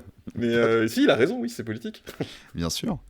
La phrase exacte étant, je vais lire cet extrait d'article du Monde de Sandrine Cassini et Nathalie Ségone, voilà, je dis les autrices de l'article. Aussi, le Premier ministre Sébastien Lecornu, qui joue son maintien à la tête de l'exécutif, a-t-il fait du vote du PLFSS, donc le vote du budget de la sécurité sociale, un but de guerre? Le chef du gouvernement a appelé lundi les parlementaires qui, donc, elle cite Lecornu, n'ont jamais eu autant de pouvoir, selon lui, à prendre leurs responsabilités, et il est cité à nouveau: personne ne pourrait comprendre une surpolitisation du budget de la sécurité sociale. Embrasse Bah oui. Croisa, RIP. A-t-il mis en garde depuis l'hôtel de Brienne à la sortie d'une réunion sur la défense. Après, c'est logique, c'est des raisonnements de hauts fonctionnaires néolibéraux. Faut faire juste de la gestion. Oui, il faut juste être pragmatique. Faut Quoi. être pragmatique. Le pays, c'est une entreprise. Ouais, le pays, c'est une entreprise. Il faut juste bien gérer le ménage, comme un ménage aussi. Tu vois, ce genre de raisonnement. Du coup, il n'est pas pour politiser père de la famille. politique. Quoi. Faut arrêter de politiser la politique. Exactement. Laurent Nunez a encore porté plainte. Oui. Alors ça, je crois que ça vient de tomber. Ah oui, Cette ça, fois-ci, c'est bon. contre Ça, je qui sais. ou quoi? Ça, on tu sait, l'as. ouais. Ouais, vous l'avez tous les deux. Vas-y. La Horde. Oui, exactement. La Horde, éditeur de jeux, Pour, notamment, Fashorama. et Libertalia, voilà, qui ont sorti un petit jeu. Alors, ils avaient déjà fait polémique il y a 2-3 ans avec leur Antifa le jeu, qui avait fait scandale, notamment parce que dans cette espèce de petit jeu de rôle avec des cartes sur des mouvements sociaux ou des mouvements de lutte ou des sabotages ou des choses comme ça, tu avais une carte qui te permettait, virtuellement bien sûr, car c'est un jeu, de lancer un cacatoff lors d'une manif, à savoir une bouteille remplie de caca sur des forces de l'ordre, hein. C'était décrit comme ça sur la carte, et donc ça avait fait grand bruit. Et bien là, ils ont sorti un nouveau jeu qui est tout simplement un petit jeu d'essai de famille qui s'appelle Fashorama, avec différentes familles de fachos. Et le ministre de l'Intérieur, Laurent Nunez, a porté plainte contre l'éditeur du jeu, notamment pour la présence d'une carte flic raciste de la BAC. Ce mec, il passe quand même plus de temps à porter plainte contre des trucs. Du coup, il rajoute du travail à la police. C'est compliqué, hein. Parce qu'il y a eu la plainte contre Pierre-Emmanuel Barré. Ouais, c'est de la cancel culture, hein, quand même. Ah, voilà. Ça en a tout l'air, On en peut tout plus cas. rien dire. Bah oui, tu parlais tout à l'heure de Sophie Binet. Cancel culture, hein. Cancel culture. Donc, quand il y a eu la polémique sur donc le jeu précédent, Antifa le jeu, il y a quelques années, ça avait causé une explosion des ventes où vraiment il était en rupture de stock partout, ils avaient dû le rééditer, il était vendu sur le bon coin 3 fois le prix, etc. Donc là, j'ai envie de dire que la petite polémique pour leur petit jeu de cartes qui sort littéralement 3 semaines avant Noël, je pense qu'ils se régalent, surtout que ça ne mènera absolument jamais à rien, je pense, une plainte comme ça. Parce que j'ai vu les cartes en question, désolé, mais bon, bref. En tout cas, ça leur amènera moins de merde que ça leur ramènera de publicité et de thunes. Ils sont en rupture pour Noël, là. C'est fini. Ah, ça y est. Ils ont annoncé qu'ils Bon, rééditaient, mais ce sera pas avant janvier. Ils auront pas assez. Ah bah, Enfin, ils auront pas assez de temps pour en refaire pour Noël, quoi. et bah, achetez-le à 150 € sur Vinted. Hein. Non, mais après, oui, le bande de truc, tu dis capitalistes. cancel culture et tout. Mais par contre, c'est fou parce que c'est vraiment tous les jours. Aujourd'hui, il y a encore eu une actualité. Nous, à Lyon, là, on a un festival qui s'appelle l'Antifa Fest. Alors, tu t'imagines la provoque. Oula. Et Laurent Wauquiez avait coupé toutes les subventions, etc. Alors, apparemment, ils ont perdu là au procès. Normalement, il ne devait pas y avoir une coupure des subventions pour le Lyon Antifa Fest. Mais en fait, tous les jours, dès qu'il y a une initiative, genre juste contre les fascistes, même pas communistes, hein, genre juste contre les fascistes, eh ben, il y a une plainte, un procès, un truc. Enfin, c'est. Donc, oui, on ne peut plus rien dire. On ne peut plus rien dire. En tout cas, on peut plus être contre les fascistes, quoi. C'est vrai il faut que être Antifa, ils ont avec les réussi à fascistes. faire passer Antifa pour. Oula, attention, non, Antifa, ça. Non, même si on dit, parce que quand on dit Antifa, ça fait un peu groupuscule, mais même juste antifasciste, c'est-à-dire que si par exemple, tu peux pas aller bosser avec un. Enfin, ça dépend où tu bosses, mais genre dans un travail un peu lambda, tu vas pas bosser avec un t-shirt antifasciste. Un t-shirt où il y aurait marqué genre antifasciste dessus, tu vois. Non, je suis d'accord. Alors que tu pourrais aller bosser avec un t-shirt les jeux vidéo ont ruiné ma vie, enfin, sauf si t'as vraiment un dress code imposé à ton boulot, que tu dois être en costard, etc. Mais les boulots un peu plus chill où les gens ils viennent comme ils veulent, tu viens avec un t-shirt avec marqué Antifa, c'est tout de suite t'es fiché, quoi, alors que tu dis juste je suis contre le fascisme, mais je sais Mais de pas, toute façon, c'est devenu un truc comme tout même, le monde depuis 45, quoi, non? C'est Bardella aussi qui a dit un truc, j'ai pas la phrase exacte, mais il a dit une connerie du genre, le mec qui lui a foutu un œuf sur la tête, il dit du genre, Jean Moulin aurait fait mieux, ou un truc comme ça. Et en fait, maintenant, c'est vraiment le côté, en fait, les résistants, les antifascistes, les grands communistes de l'histoire qui se sont battus contre les nazis, ça y est, c'est plus cool. Maintenant, il faut être de l'autre côté, quoi. Mais on va revenir sur Bardella. J'ai un petit jeu sur Bardella qui va venir. Juste avant, j'ai quand même envie de parler de ça. À la base, quand je l'ai noté, ça venait de tomber. Et du coup, je me suis dit, vas-y, je vais en faire une question. Mais ça a tellement tourné depuis que c'est vraiment juste pour le plaisir. Qu'est-ce que c'est que ça? Je ne parlerai pas, je ne penserai rien. Aïe, aïe, aïe. Ah, mais si, d'accord. Mais si, on l'a écouté hier. Non, mais j'ai refusé de l'écouter parce que vous cassiez. Mais moi, je te l'ai. J'ai fait écouter à Benji hier de force. Non. Mais si. J'ai refusé. Le tube de l'hiver. Mais je sais quand même ce que c'est terrible. Alors, de quoi parle-t-on? C'est la chanson en IA de Jean-Michel Blanquer. Tout à fait. Alors, j'ai pas eu le courage de. Et c'est du Rimbaud, faire... je vous signale. Oui. Non, mais je vais expliquer le contexte. C'est Jean-Michel Blanquer, petite interview chill sur RTL, qui, en toute fin d'interview, est abordé le sujet de ses passe-temps et notamment la musique.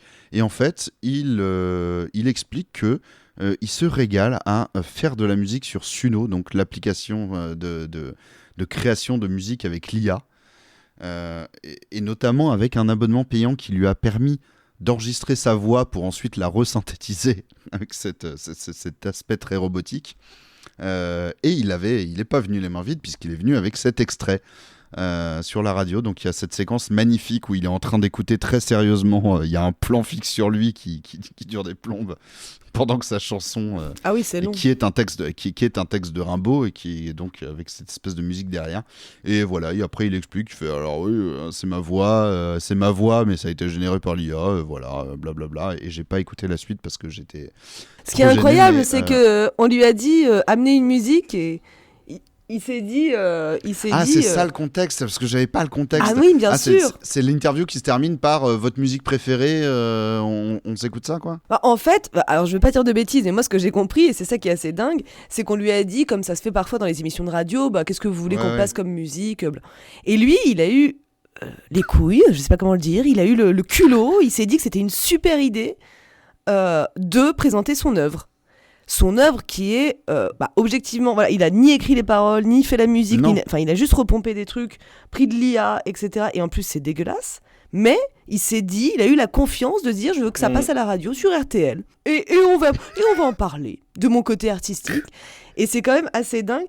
Et oui, effectivement, moi ce que je trouve hyper drôle dans l'extrait dont tu parles, c'est vrai qu'à la fin, on entend le présentateur qui dit alors moi j'aurais besoin d'une explication. Et c'est vrai que on a besoin d'une explication, quoi. Et pourquoi on s'inflige ça? Et pourquoi on nous met ça? Enfin, et bref, et c'est vrai que moi je me mets à la place des vrais artistes ou des musiciens ou des chanteurs et tout. Tu dis mais alors toi tu galères pour faire passer un truc à la radio, c'est le Graal, quoi. Et l'autre il débarque et en toute détente il balance ce truc en se disant que c'est bien. en se disant que c'est bien, c'est quand même incroyable. Non, mais le culot des bourgeois, quoi. Il y a vraiment. Moi, je comprends pas que la radio dise pas. C'est quoi, c'est RTL, c'est ça? Ouais. Non, mais tu vois, qu'ils disent pas. Non, mais alors lui, on l'invite plus jamais. Genre, enfin, mec, qu'est-ce Non mais si, parce que en fait Quand t'es ça pas au les centre régale, ça aéré. les régale, ça a tourné, ça a fait du clic. Il est pas au centre aéré à montrer son collier de nouilles. Collier de nouilles fait en IA en plus. Il est sur une radio nationale musicale. Pour moi, il est blacklisté. C'est genre, moi, je suis le directeur de la radio. Je dis Blanquer, plus jamais.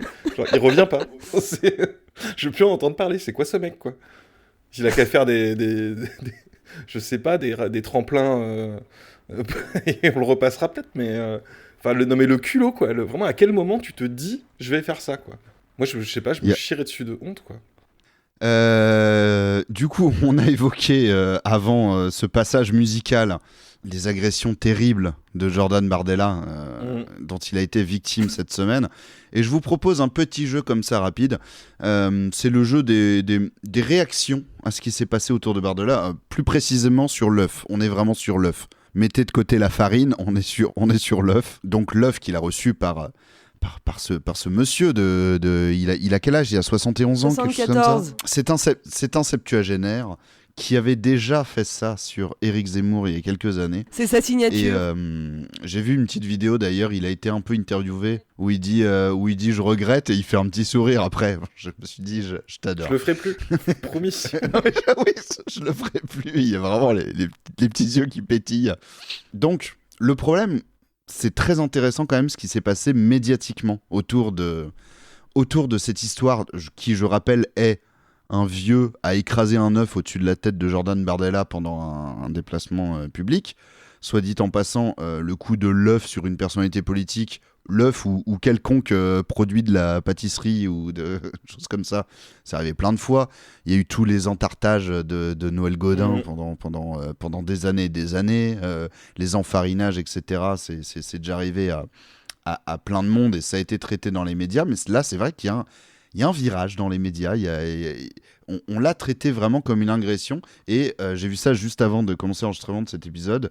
Il y a un petit best-of replay de Clément Viktorovitch qui parle de ça et qui va montrer plein de trucs par rapport à ça, de comment ça a été traité médiatiquement. Voilà, vous pouvez aller voir. Et justement, c'est un petit vrai-faux sur des réactions qu'il y a eu, des titres d'articles et ce genre de choses. Donc, première proposition, Jordan Bardella, donc toujours, je précise même pas, mais c'est à propos de son agression évidemment, à propos de l'œuf en l'occurrence. Jordan Bardella qui dénonce, je cite, une brutalisation de la vie politique. Vrai ou faux? Oh oui, vrai. J'ai l'impression que quelqu'un d'autre avait déjà employé ce terme, mais je dirais vrai aussi, ouais. Bon, ça a dû Ils déjà être arrêtent employé, pas, ils le effectivement. disent tout le temps en ce moment. Mais oui. Mais oui, évidemment, peut-être qu'il l'a dénoncé pour ailleurs, mais c'est centré sur l'histoire de l'œuf, bien sûr. Oui, il l'a bel et bien dit. Il a bel et bien dénoncé une brutalisation de la vie politique. Jordan Bardella également a-t-il dit ou n'a pas dit « Ce qui me stupéfie, c'est le grand silence ». Wow. Sous-entendu, Non, le grand silence ça, autour de cette agression. Alors genre, qu'a fait on en a personne fait n'en qu'on parlait, oui. Bah, du coup, j'ai envie de dire que c'est vrai, parce que ça me paraît très très culotté. Il est capable, oui. Ouais. Eh bien, il l'a dit, effectivement. Ouais. Et c'était d'ailleurs centré sur le silence en fait des autres personnalités politiques. En gros, il regrettait qu'il n'y ait pas une espèce de condamnation, voire même que l'intégralité de la classe politique lui offre des fleurs, je pense. Ah bah oui. Voilà, il a dit moi j'ai pas entendu Monsieur Mélenchon, j'ai pas entendu, mais il a cité plusieurs noms comme ça. Un bandeau de CNews, vrai ou faux? Je vous lis le bandeau de CNews. Agression Bardella, : attentat politique, ? Mais non. En vrai, ils sont capables. Non. Ils sont mais capables. En fait, c'est mais ça, c'est que j'ai envie de dire vrai. Je suis même pas sûr que tu puisses inventer un truc qui soit pas crédible, mais non, quand même pas. Pour le jeu, on dit faux. Je vais dire Non, c'est faux, faux, mais je ils viens- sont capables. C'est ça qui rend dingue. Ah bah ça, c'est les méthodes de l'extrême droite quand ils disent quand ils inventent des trucs wokistes, etc. et qu'on dit bah non regarde c'est faux. Oui mais ils seraient capables. Exactement. Donc non c'était bien faux. Ah. Le prochain c'est un titre d'un article de presse. Agression de Jordan Bardella, : la garde à vue du suspect prolongée. Le parquet enquête sur ses motivations. Oui, Oh, ça me wow, paraît, ça- ça me paraît vrai. Ça paraît le. Vas-y. Alors, le titre, qu'il soit vrai ou faux, en tout cas, s'il est vrai, il est tel quel. Là, il n'y a pas de paraphrase ni de coupure. Non, mais si, c'est très crédible ça. Ouais, très crédible. J'espère qu'ils Oui, vont oui, trouver ça, ses ça, motivations. ça, oui. Et si c'est un vrai titre de presse, ce serait quel média, à votre avis? Quel journal? BFM? Ah non, ça peut être un journal papier aussi? Oui, enfin, sur Internet. Je sais pas si c'est marqué Ah comme oui, ça d'accord. dans les pages, mais... France en tout cas, Info. non. En tout cas, du coup, c'est vrai. C'est un vrai titre de presse, titré tel quel, en tout cas dans le lien web que j'ai eu. Et il s'agit du journal Le Monde. Ah ouais. Ah, Voilà. Mais j'avoue qu'en fait, un journal un peu Bolloré ou ce terrain, il aurait tout de suite été sur un truc l'extrême gauche, en roue libre. Oui, probablement. Est-ce que, vrai ou faux, Jordan Bardella a déclaré « J'ai d'abord tenu à rassurer mes proches qui étaient très inquiets et j'ai pu passer la soirée à me reposer. » Non. non. Non, parce que ça fait... Le non, il y a un petit point d'interrogation Ouais. derrière dans votre ton, hein, quand même. Hein. Ouais, parce que il est capable, encore une fois. Enfin, c'est possible, Ouais, en mais- fait. C'est totalement possible. Ça fait quand même image de... Tu vois, ça fait un peu... ça fait pas très alpha, quoi. Comme... Oui, non, Ouais, c'est- mais non, c'est après, vrai, est-ce qu'il c'est a pas la- envie de s'inspirer de Trump aussi c'est Oui, la mais- soirée qui a à me été reposer. sauvé par Dieu, Non, mais visé par justement, un attentat.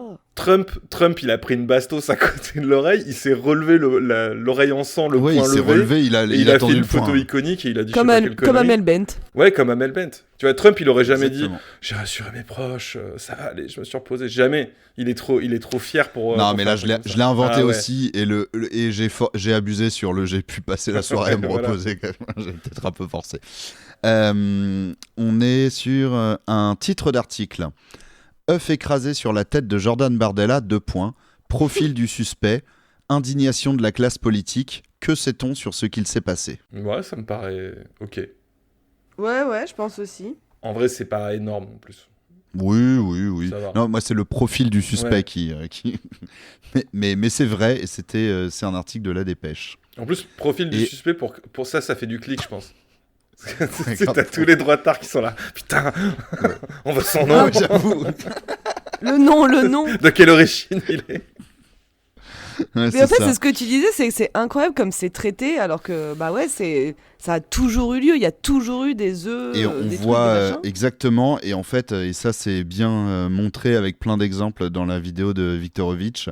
En fait, il était recherché plein d'articles du moment où Macron a reçu un œuf, du moment où même Mélenchon a reçu un œuf en 2017, et qui d'autre? Zemmour, en fait, littéralement Zemmour il y a 2 ans. En fait, à chaque fois, ça a été. À chaque fois, les termes employés, c'était un œuf lancé, Oui. machin se prend un œuf sur la tête, et trucs comme ça. Et il n'y a jamais le mot agression, alors que là, il est revenu énormément. Ouais, il y a Voilà. un vrai changement, quoi. C'est marrant que ce soit l'œuf. Là, ça aurait pu être d'autres aliments qui fassent partie de la grande tradition du truc. Mais c'est vrai que et c'est pratique, et c'est l'œuf, pas hein. vegan, c'est pas vegan, mais c'est vrai que c'est pratique. C'est pratique. C'est vraiment une petite bombe pratique. Mais c'est pas vegan, c'est vrai. J'en ai un dernier, un bandeau de CNews. Les personnalités politiques sont-elles en danger? Oui. Oh, bah Je ça, précise oui. pour parler de ça. Franchement, je pense. Ouais. Ah. Et il y a qui pour parler de ça, tu dis? Je sais plus si je sais pas s'il y avait des gens sur le plateau. Bon, c'est Philippe vrai. de Villiers. Non, putain. L'émission de Philippe de Villiers, c'est terrible parce que il fait des tunnels d'une demi-heure et des fois je Horrible. regarde, je le vois, il fait des tunnels d'une demi-heure et même les autres sur le plateau, je me dis mais ils doivent Ah mais eux-mêmes ils sont en là avoir pour marre. hocher la Parce que tête. des fois, ils sont- Ouais. ils sont vraiment à la maison de retraite et ils font ah oui, c'est bien, oui. Il fait, la France Oui. à l'époque, ce n'était pas les kebabs Ouais. à tous les coins de rue. Thomas Joly a commis C'était un mémoricide. Et bah, oui, ça j'allais dire, c'est œufficide, quoi. officide. Bon, voilà, c'était le petit jeu de Bardella. On va pas épiloguer sur Bardella et son œuf. Ouais, voilà. c'est- Ouais, Bardella. Non, parce que j'ai un autre jeu qui sera un peu plus long et là, on va changer complètement de sujet puisqu'on va parler indirectement des municipales. Parce que je me suis intéressé, il y a tellement beaucoup, il y a 36 000 maires en France. C'est quand même une sacrée population. Ça pourrait même être une sorte de catégorie sociale maire qui représente un certain nombre de gens. Et donc il y a toutes sortes d'édiles. Je suis journaliste, je connais les synonymes. Et je voulais parler du plus ancien maire de France. Le plus ancien maire de France. Alors moi, je connaissais les vieux maires qu'on connaît, genre André Santini à Issy-les-Moulineaux. Comment il s'appelle Laurent Catala à Créteil, qui est là depuis les années 70, je crois, depuis 77, le maire de Créteil qui est maire, et qui se représente d'ailleurs. Mais ce ne sont pas les plus anciens maires. Le plus ancien maire, et je n'ai pas eu l'info sur s'il comptait se représenter ou pas, c'est Yves Bahut, qui est donc maire d'un village dans l'Aisne, le 02, qui s'appelle Priez. J'imagine que ça se prononce comme ça s'écrit Priez. Ok. Voilà, on ne sait pas encore s'il compte se représenter. Sachez qu'il a 93 ans. Oh. Et en fait, le jeu... Il est là depuis quand ? Eh ben justement, je ne vais pas vous le dire. Ouais. Je vais vous lister des actions. Et vous allez me dire s'il aurait pu les faire en tant que maire. De Priez ou pas. Il faut faire un petit calcul. Donc il a 93 ans, tu dis. Toi, tu commences déjà à rentrer dans des méta, j'ai même pas commencé. Ouais, vas-y. Ah ouais, tu penses trop. Non. Tu penses trop. Non, je vais vous lister des actions et vous allez me dire s'il aurait pu les faire en tant que maire de Priez ou pas, en considérant qu'il avait à la fois un budget incroyable, une énorme capacité de persuasion. Dès qu'il veut obtenir quelque chose, il obtient. C'est juste un prétexte, évidemment, pour mettre en opposition des dates, on va dire. Alors, je sais pas si vous avez compris l'idée. Si. Premier événement qui aurait pu se passer. Est-ce que Yves Bahut, oui ou non, aurait pu inviter Charlie Chaplin à présenter un film lors d'une séance de cinéma en plein air sur un terrain de sa commune ?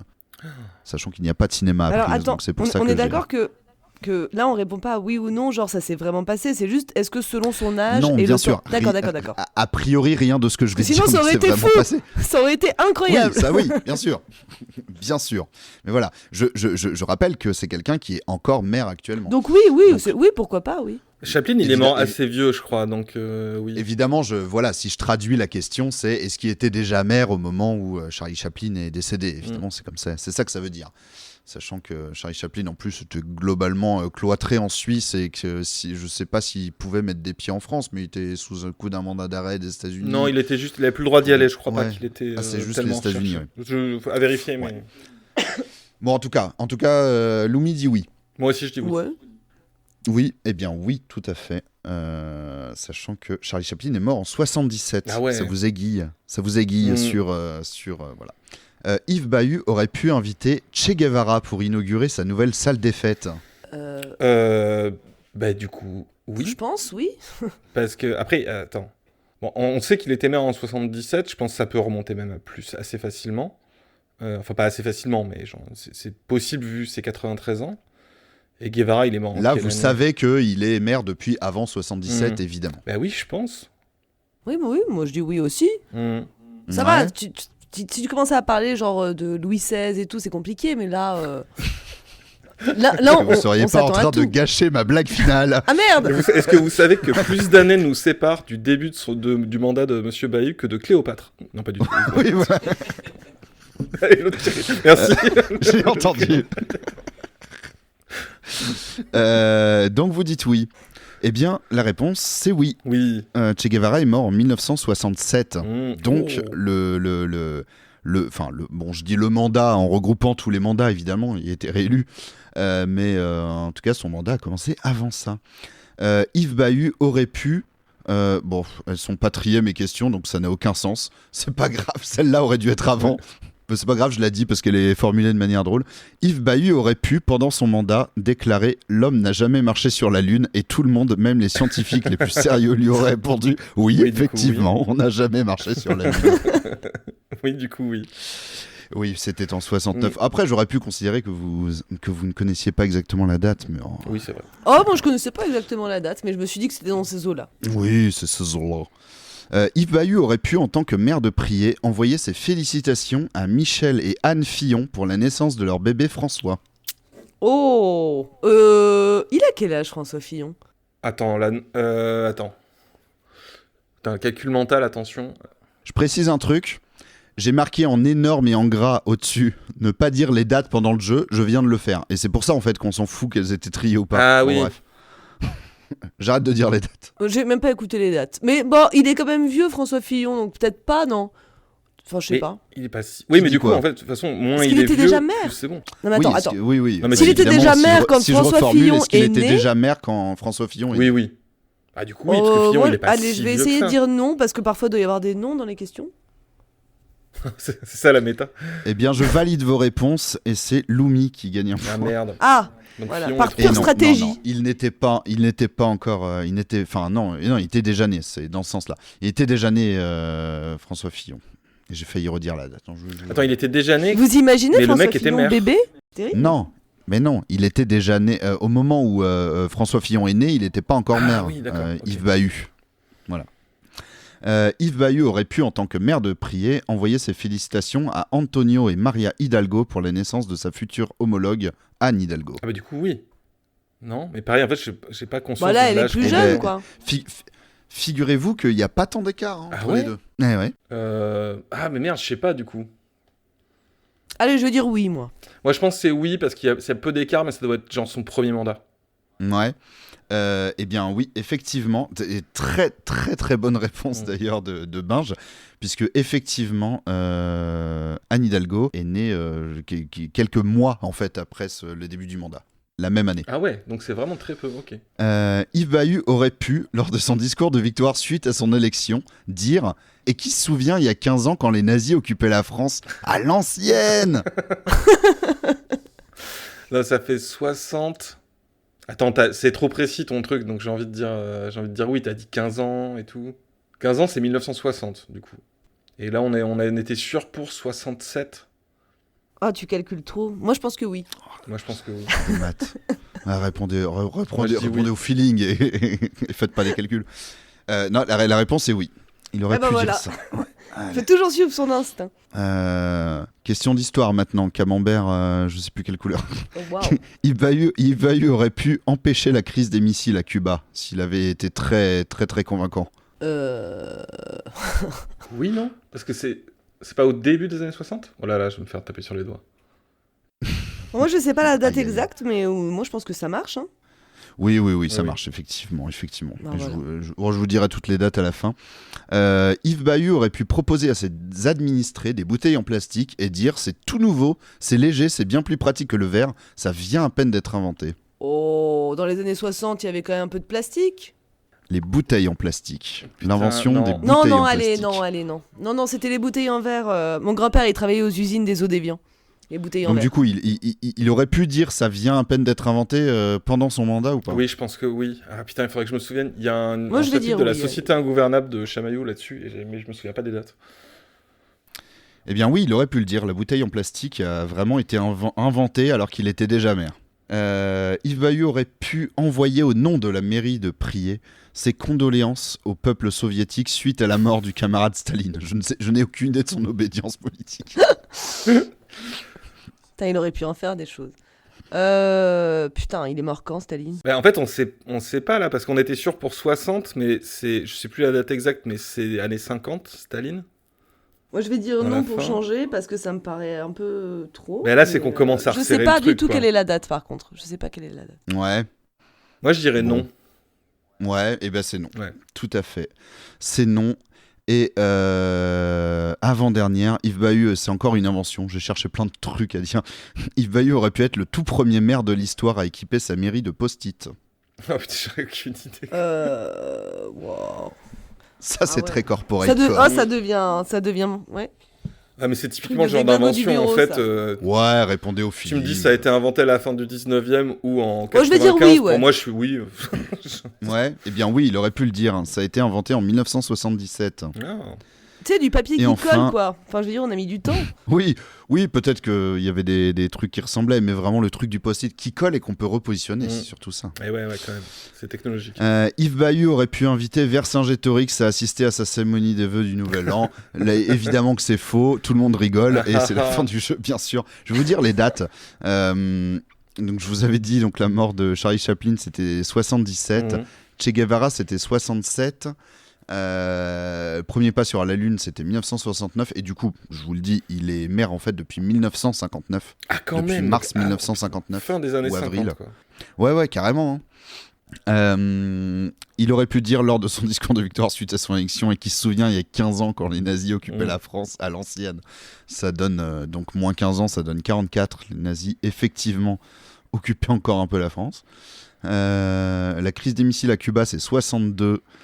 L'invention officielle des bouteilles en plastique c'est 63. 63 ? Non, vas-y, pardon. Non, j'aime trop, tu dis des Ah, faits pour- historiques hyper majeurs et moi je réagis aux bouteilles en plastique, tu sais, genre, oh, quoi ? Mais non Bah, continue. Si, 63 les bouteilles en plastique. Mais non. Avant ça, il y a eu une petite période où il y avait des bouteilles en PVC. Et sinon, avant, c'était en verre. En amiante. La mort de Staline, c'est 53. Les post-it, c'est 77. Et Vercingétorix, il est mort en moins 46. Donc voilà. Voilà Yves Bahut. Et Bien j'attends joué. de savoir s'il se représente ou pas, sachant que là, il a 93. Je ne sais pas s'il va passer les 94, mais s'il se représente, ça veut dire potentiellement, s'il a la santé, premier maire centenaire à la toute fin de son dernier mandat. Et attends, il est de quel parti ? Sans étiquette. Ouais, Bah évidemment, mais Je n'ai pas trouvé de moindre... voilà. Et je n'ai pas enquêté, j'ai pas cherché à appeler des gens du village, sachant que... Alors, je crois il y a moins de 100 habitants. Je crois qu'il y a 50 habitants. c'est sa famille peut-être ? Ouais, il y a Quand moyen. il a commencé, ils étaient 1500. Et c'est Ouais, les derniers c'est survivants. possible. Ou peut-être qu'ils étaient deux, et Oui. en fait, c'est tous... Ils ont tous C'est voulu le famille. participer à cette politique. Attends, j'ai envie de regarder son score. Son score. Ouais, genre, est-ce que... Ah, aux est-ce élections. qu'il Ah oui, vas-y, priez. Ça s'écrit comme si on dit vous priez. faut- Ok, trier municipal. Dans l'Aisne, dans le 02. 2020, du coup, les dernières. Ouais. Attends, mais c'est pas logique. Peut-être qu'il n'était pas tête de liste, mais qu'il le Je réélise comprends au pas. conseil municipal à chaque fois. Ah, mais c'est qu'il y a qu'une liste. Ah bah oui, voilà. C'est des C'est noms. ça aussi, ouais, bien sûr. Ah oui, ils écrivent juste les noms. C'était au panachage, là, le terme que j'ai appris dans le dernier épisode. Oui, parce que en fait, c'est même pas lui qui a fait le plus de voix sur la liste, puisque c'est Germain Gaujard qui a fait 100%. Mais Éric Bahut a fait 91,66. Et je pense, j'imagine qu'il est quand même élu maire par le conseil après. Ouais, voilà, c'est ça. Germain Gaujard, 100% des voix quand même, incroyable. Ça, c'est beau, ça, quand même. Mais en vrai, quand t'es un fou de stats, après des élections locales et les plus petites qui soient, que sont les municipales, tu peux vraiment te bouffer aux stats et t'amuser. Je pense que je vais faire des jeux, des jeux pour le millième tour de la ville avec le plus de ceci, cela. Il y a 24 votants. Ah oui. Fabienne Hubier, elle a fait 17 voix, elle a fait 71%. Ça, c'est beau. Voilà, bref, pardon. Moi, j'adore les stats électorales. Pardon. Oui, c'est vrai, j'ai remarqué, à chaque fois qu'on parle d'une ville, tu te précipites sur ton téléphone et tu nous dis tous les résultats. Ouais, je regarde C'est comment bien. les gens y votent. On fait ça quand on va en vacances quelque part Oui, et qu'on est c'est dans vrai. une petite ville. On fait Ouais, je fais ça. Ouais. allez hop, résultat, élection. Ah, je suis pas le seul. Je suis pas le seul à le faire. C'est sûr. Non, Ouais, on le fait ou les- tous, mais c'est vrai que toi, t'es très sur les pourcentages aussi, quoi. C'est vraiment... Quand les copains essayent d'acheter des maisons aussi ou des trucs comme ça, vraiment dans des coins paumés. Ah, et du coup, là, ouais, on regarde. Là, on est en train d'essayer de voir pour acheter une maison dans un bled. Ça s'appelle truc. Hop, alors, tu me dis, ça s'appelle comment? Résultat, élection. Bon, en général, c'est toujours le même résultat. Après, Hélas. si tu veux vraiment jouer, t'arrives dans le bled, tu vois quel genre de bled c'est, genre dans quelle région, t'essayes quel de- type de bled un peu c'est, et T'essayes de deviner t'essaies les pourcentages piffer un peu les tendances. Yes, ça c'est très bien Ouais, ça. là, ça devient un Ça, petit j'ai peu... déjà voilà. fait.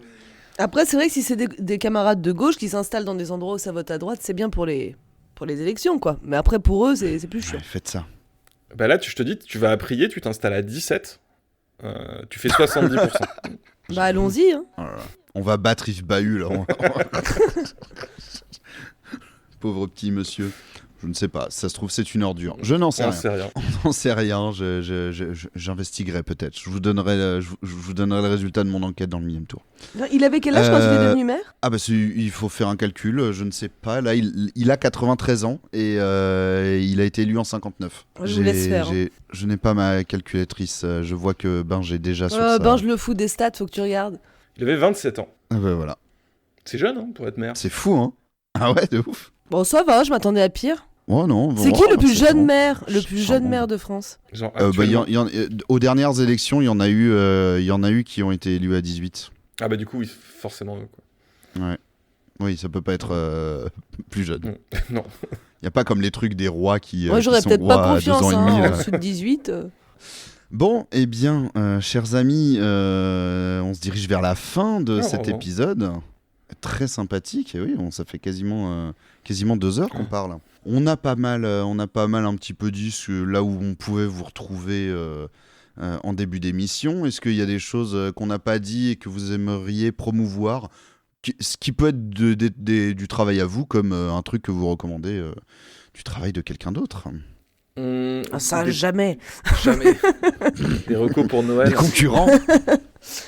Non, évidemment. Non, j'ai pas du tout réfléchi à la question avant, alors c'est vrai que... non, moi non plus. Qu'est-ce que j'ai lu qui était un peu vrai. compliqué, là, mais à voir. Ah, En fait, il y a trop de trucs, on regarde trop de trucs, il y a plein de trucs que j'adore. c'est vrai. Et alors là, un truc comme ça, un peu de niche à sortir, j'aurais dû y penser avant. Là, j'ai pas d'idée. Moi, en plus, le pire, c'est que moi-même, dans la semaine, je me suis dit, ah tiens, ça c'est vachement bien, j'essaierai d'en placer une dans l'épisode. J'ai oublié. Super. Mais ouais, pareil, j'ai toujours une pile de trucs de faut que je casse les couilles à tout le monde avec ça, et là, je sais pas trop. Ouais. Alors... En fait, toutes mes recos, comme je connais pas exactement les trucs, j'ai peur de dire des bêtises. Mais j'essaye de dire une bêtise quand même. Vas-y. Faudrait que je vérifie quand même comment ça se dit, parce que sinon, ça le fait pas du tout. Je crois que ça s'appelle Carnet de correspondance de Gaza, un truc comme ça. Un truc qui a été diffusé sur Arte il y a un petit moment, qui a été fait par une journaliste c'est pas très joyeux, qui est décédée. Oui. Et j'ai un peu honte parce que voilà, j'ai pas son nom. Mais en fait, moi, j'avais écouté ça à l'époque, j'avais trouvé ça génial, et ça a été remis en avant. Non, je vais te dire, mais ouais, je veux bien qu'on dise exactement Marine Vlahovic. Ouais. Marine Vlahovic. Carnet de correspondante. Carnet c'est ça. de correspondante sur Arte Radio. Et j'ai vu qu'ils avaient rediffusé ça, et à l'époque, moi, j'avais trouvé ça super bien.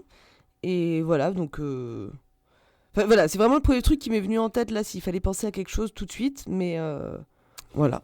Ah si, j'ai trouvé je le vois à côté de moi, c'est vraiment Kaiser Soze, je lis des trucs autour de moi. Non, mais en ce moment, je lis un truc, mais j'en parlerai dans d'autres contenus, un bouquin qui date un peu, qui s'appelle Q comme complot, et qui est vraiment génial sur le... En gros, c'est par un collectif d'écrivains qui s'appelle Wooming, enfin un des membres du collectif, qui avait écrit un livre qui s'appelle Q, et dont on soupçonne que ce livre, qui est une fiction, aurait inspiré la mouvance QAnon. Q comme la lettre. Ouais, Q comme la lettre, voilà. Et du coup, alors même si je suis pas sûr que ce soit très solide ce lien-là, mais en fait, c'est plutôt des tendances anarchistes autonomistes italiens très très à gauche. Et il y en a un qui a écrit ce bouquin sur l'enquête pour savoir si c'est eux qui avaient inspiré, sans faire exprès, la mouvance QAnon. Et c'est le meilleur bouquin de gauche que j'ai lu sur le complotisme. C'est extraordinaire, parce que je trouve que le complotisme, c'est pas assez traité. En fait, à gauche... Ouais. C'est souvent traité par des fact-checkers centristes. Ouais. Oui, ou même... Très, ouais. Tu vois, en fait, il n'y a pas de discours spécifiquement de gauche. C'est qu'en fait, tu as aussi des fact-checkers de gauche, mais qui disent ça c'est faux, ça c'est faux, ça c'est faux. Et en fait, il n'y a pas d'analyse vraiment très très poussée. En tout cas, je n'avais jamais vu d'aussi bien. Donc, c'est un gros bouquin, et l'histoire est folle. Et je trouve qu'ils ont toutes les meilleures takes de vraiment... c'est le discours qu'on devrait tenir... sur ces trucs-là. Et sinon, moi, j'ai un bouquin qui sort, mais j'ai pas de date, mais ce sera au printemps. Voilà. Ah bah oui, il faut que t'en parles quand même. Bah oui, mais comme j'ai pas de date... sur tes réseaux. Mais du coup, ça me fait penser, moi, j'ai vu un documentaire sur Arte en 4 épisodes qui est... Genre, je suis rentré dedans, mais c'est passionnant. Ça s'appelle High School Radical. Ok, le titre est Ah très oui bon. Ah ouais, ça se regarde facile, ça. Ah ouais, tu les as vus aussi ? Ouais. Et en vrai, effectivement, c'est génial parce que ça se regarde facile. C'est fait de manière très naïve, on va dire, et pourtant, la quantité de trucs que tu vois dessus. Donc, pour pitcher un peu le truc, c'est un gars qui maintenant est journaliste, qui s'appelle Max Lelhomme. C'est un Français qui a une vingtaine d'années et qui, il y a 10 ans, quand il était ado, est allé faire une année complète d'échange dans une école américaine, dans un lycée américain dans l'Oklahoma. Et donc à l'époque, il s'est fait plein de potes, etc. Et comme il adorait tout filmer, tout documenter, tout vlogger, c'était vraiment l'époque des vlogs, etc. Il s'était acheté pour l'occasion une GoPro et il a passé son année à filmer là-bas, à filmer ses potes qui s'est fait là-bas. Il y allait sans connaître personne à la base. Sa famille d'accueil, ouais. Il a eu plusieurs familles d'accueil. La famille d'accueil, les voisins de la famille d'accueil qui l'amenaient au lycée, c'était les voisins qui l'amenaient au lycée tous les jours en voiture, etc. Tous ses potes du lycée, les potes de potes qui s'est fait pendant les soirées, fin des soirées, etc. Et en fait, et donc ça c'était il y a 10 ans, donc avant le premier mandat de Trump, à peine, c'était même pas forcément au moment où Trump, c'était même voilà, avant que Trump se déclare candidat et commence vraiment à être présent médiatiquement, juste avant ça. Et donc là on est 10 ans après. Et il s'est dit, je vais retourner là-bas et je vais essayer de revoir tous les potes en mode à l'ancienne, on se retrouve, etc. Et de voir comment le pays a changé, mais surtout comment eux ont changé. Dans un bled de banlieue éloignée de Tulsa en Oklahoma. Et je spoil, mais vous allez voir, ils sont à peu près tous devenus méga Trumpistes. Et tu vois, moi, je me suis dit, en fait, j'ai vu ça et je me suis dit, leur révolution d'ados, vraiment, des ados qui s'éclatent, qui s'amusent, etc. Et tu les retrouves 10 ans après, et c'est en mode... ils sont en mode, yes, buddy, les bons souvenirs, etc. Et ils disent, voilà, moi, depuis, j'ai ma femme, j'ai ma maison, j'ai mon enfant qui est né il y a pas longtemps, j'ai mon chien, j'ai ma clôture, j'ai mon gun... Et qu'on n'y touche pas parce que le danger il vient de partout et de toute façon les guerres civiles c'est dans 2 mois. Après c'est vrai que je trouve que l'auteur aussi du documentaire, il y a le côté aussi je pense d'une certaine dépolitisation. Lui-même il le dit, moi je suis parti aux États-Unis pour faire la fête et manger des burgers, et enfin le côté un peu superficiel du truc, et qu'après il s'est politisé et il revient aussi politisé avec un autre regard. Et moi je me pose la question, je trouve ça hyper intéressant, enfin comme tu dis c'est hyper intéressant ce truc là des jeunes qui sont devenus des adultes avec leur propriété, avec leur leur trumpisme quoi qui s'est développé et tout ça, mais en même temps il y a cette question aussi sur les personnes plus âgées, sa famille d'accueil, je crois c'est les voisins oui c'est les voisins, c'est les voisins qui l'amenaient au lycée. En gros il y a ce truc de mais je me dis est-ce que peut-être qu'à l'époque ils étaient déjà dans ce truc un peu trumpiste, juste ils étaient plus jeunes, ça ne se disait moins, et peut-être qu'aujourd'hui ça s'assume beaucoup plus. C'est vrai que moi ce qui m'impressionne toujours c'est tous ces plans aussi où on voit qu'il y a les grandes pancartes dans les jardins. On ferait pas ça nous. Moi j'ai pas vu un jardin, il y avait écrit votez Fillon. Bon. Ça aussi dans le documentaire c'est très intéressant parce qu'en fait ils décident de s'y rendre, c'est pas anodin, ils décident de s'y rendre en pleine fin de campagne de la dernière élection présidentielle américaine, au point que en fait l'election day il est encore sur place, donc en fait il a encore une semaine à passer sur place, et donc c'est vraiment genre un peu l'effervescence de la campagne. Tu vois aussi comment les gens séparent, je vais pas tout spoiler, mais séparent vachement, c'est-à-dire qu'à la fois ils sont tous politisés, à la fois ils regardent tous les contenus, voire même ils se rendent au meeting, mais par contre quand ils font des soirées entre eux, ils n'en parlent absolument pas, alors que l'élection majeure est dans 3 jours, impensable en France, tu vois. Et je sais plus où j'allais avec ça, mais oui, sur les règles de campagne. Nous, il y a quand même un ancien président de la République qui allait en prison pour un financement illégal de campagne. Aux États-Unis, c'est rien à foutre. C'est vraiment de la thune. Et lui, il raconte que juste en étant sur place dans l'Oklahoma pendant la campagne et en ayant un téléphone avec une SIM américaine, il passait son temps à recevoir des SMS de Donald Trump qui s'adressent à son prénom, genre qui dit vraiment Hey Max, ne me loupe pas ce soir à mon meeting retransmis. Hey Max, je compte sur toi dans 3 jours pour le vote de la part de Donald Trump. C'est ça, un c'était SMS. Chaud. Ah ouais, moi je me suis dit, je reçois un message de Zemmour SMS ou de Bardella qui dit je pense à toi, vote pour moi. Et il y a un peu ça en France, il y a eu un peu des trucs comme ça où ils ont utilisé des listings SMS, genre notamment Zemmour qui a profité de pétitions qui étaient lancées par le groupuscule de parents d'élèves et en les fait parents la négligents, pétition de... Ouais, voilà, oui, voilà, ça.